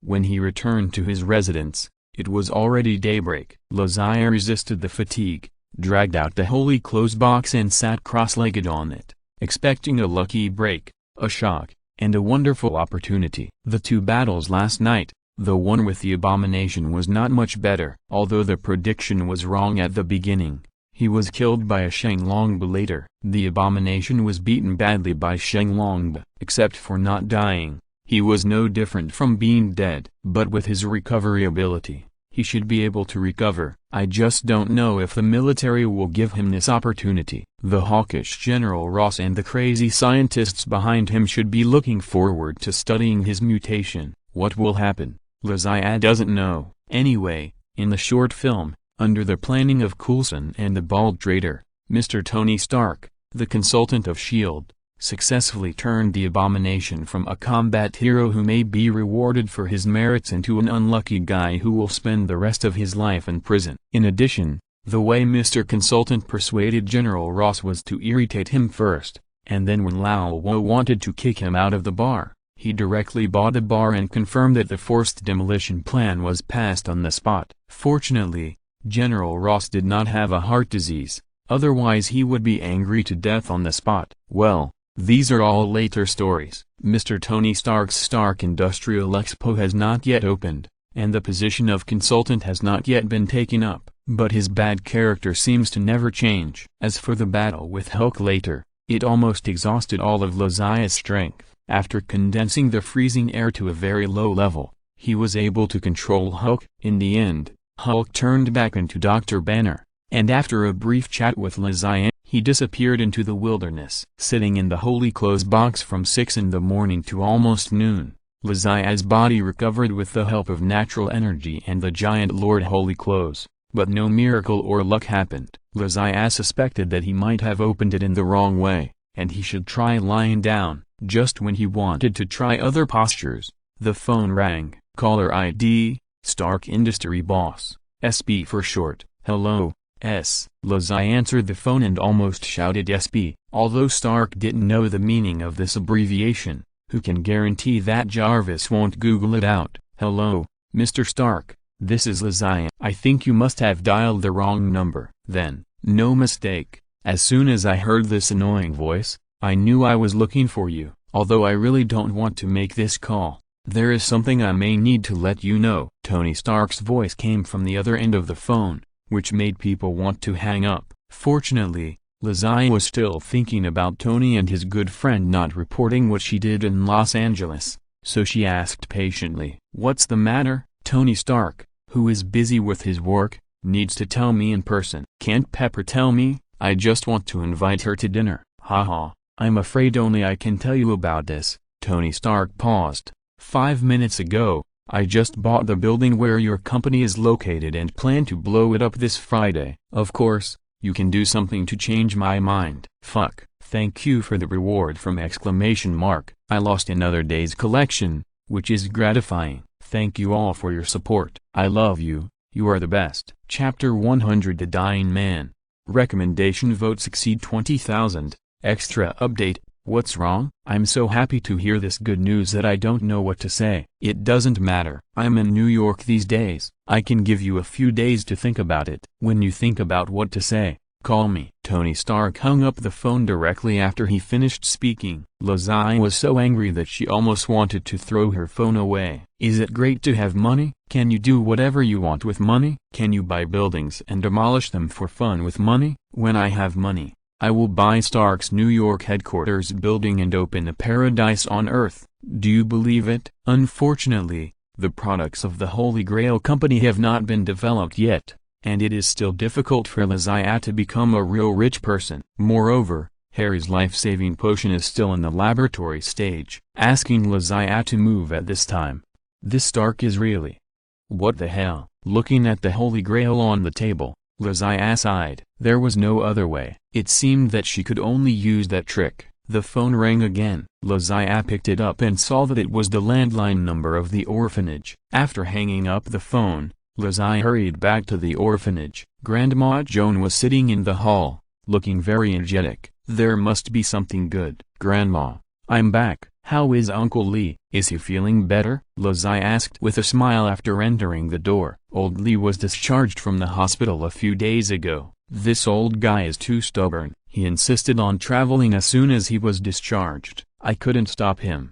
The worry on Grandma Jones' face didn't seem fake, but there was nothing she could do. "Forget it. Let's not talk about him. I called you back today because I wanted you to send Miss Rushman off." Miss Rushman was naturally Black Widow. She had been a volunteer in the orphanage for almost 4 months and finally couldn't hold on any longer and was ready to retreat. By the way, Lazai didn't know why Black Widow had to be a volunteer for so long. If she really wanted to spy on him, she could have chosen other methods. Lazai didn't go back to the orphanage very often now, and the two of them had few chances to meet. "Don't thank me. I just simply like children and want to do more for them." This was Black Widow's official explanation. Lazai secretly guessed, is she trying to atone for her previous behavior? After all, watching so many children fall into the hands of the gangsters, even if they have a backup plan, it will leave psychological trauma for these children. After thinking about it, there is only this one explanation.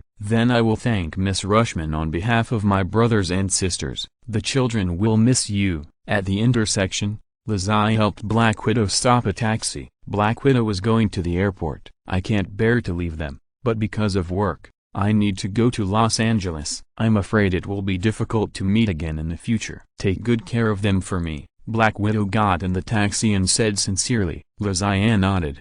"I will."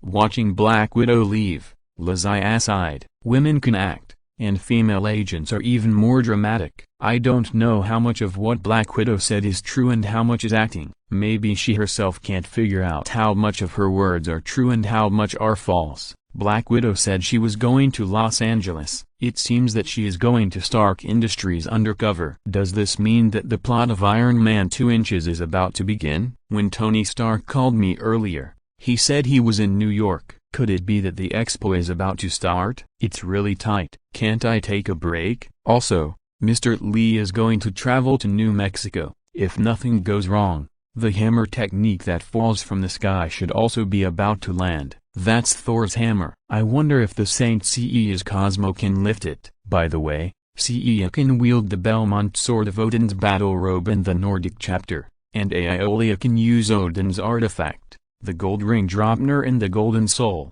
Then in this story, it is reasonable and logical for me, Lazai, to wield Thor's hammer. Lazai touched his chin and thought, wondering if the Saint Seiya can get the hammer's recognition. Unfortunately, the stories of Iron Man 2 Inches and Thor basically happened at the same time. Lazai couldn't split himself up, so it was naturally impossible for him to participate in both plots. But then again, Lazai was staying well in New York, and had no interest in traveling all the way to that poor rural area in New Mexico to watch Thor show off. Back at the orphanage, Lazai saw a piece of news in the newspaper in Grandma Jones' hand. The one-year Stark Industries Expo is about to open grandly. It seems that Tony Stark did not come to New York specifically to discuss Lazai, but to prepare for the expo. Old Stark has been preparing for this expo since 1974, and now it has finally been realized in Tony's hands, which is also a gratifying thing. Putting down the newspaper, Grandma Joan told Lazai another big thing. Stark Industries has bought a new building, and the annual rent of this building will be transferred to the orphanage in the future. I looked at the location of that building. It seems to be very close to where you live now. Lazai looked at the documents in Grandma Jones' hand. Not very close. It's right there with us. Congratulations, Grandma. You will be the landlady of our company in the future. It can't be such a coincidence, Grandma Joan said uncertainly. Will this affect your work? Grandma Joan didn't know that Lazai had opened a company. She always thought that Lazai was just interning at the Holy Grail Company and living in the employee dormitory there. No, Lazai couldn't help but curl her lips. This Tony Stark bought the building and donated the annual rent to the orphanage. He didn't say it directly, but insisted on demolishing the building. Can't you just say it? You have to let me scold you in my heart first before I am happy. Is it fun? In addition to the opening of the expo, The newspaper also reported Tony Stark's recent various acts of spending money for charity. What he did for the orphanage was just a small thing, and it didn't even make it into the newspaper. It seems that Tony Stark has believed that he will die soon. Palladium poisoning. Ever since Tony Stark escaped from the cave in Afghanistan, the palladium toxin has been clinging to him like a maggot. While providing electricity to sustain his life, the palladium element is also quietly devouring his life. In the existing scientific methods, even the artificial intelligence Jarvis has no way to find an element that can replace the palladium element from all the known elements. Tony Stark needs to drink a lot of chlorophyll every day to neutralize some of the toxins in his body. If nothing goes wrong, he has very little time left. So in this limited time, he wants to do something he has never tried before. He gave up the management company, turned down all social activities, held a huge exhibition, donated a large number of art collections, and he wanted to embarrass Liz, who had humiliated him. End of this chapter. Thank you very much for reaching the end. Don't forget to like. Looking for more exclusive content and immediate access? Subscribe to our Patreon. Remember, every like, subscription, or donation encourages us to continue. Thanks to everyone. See you in the next video.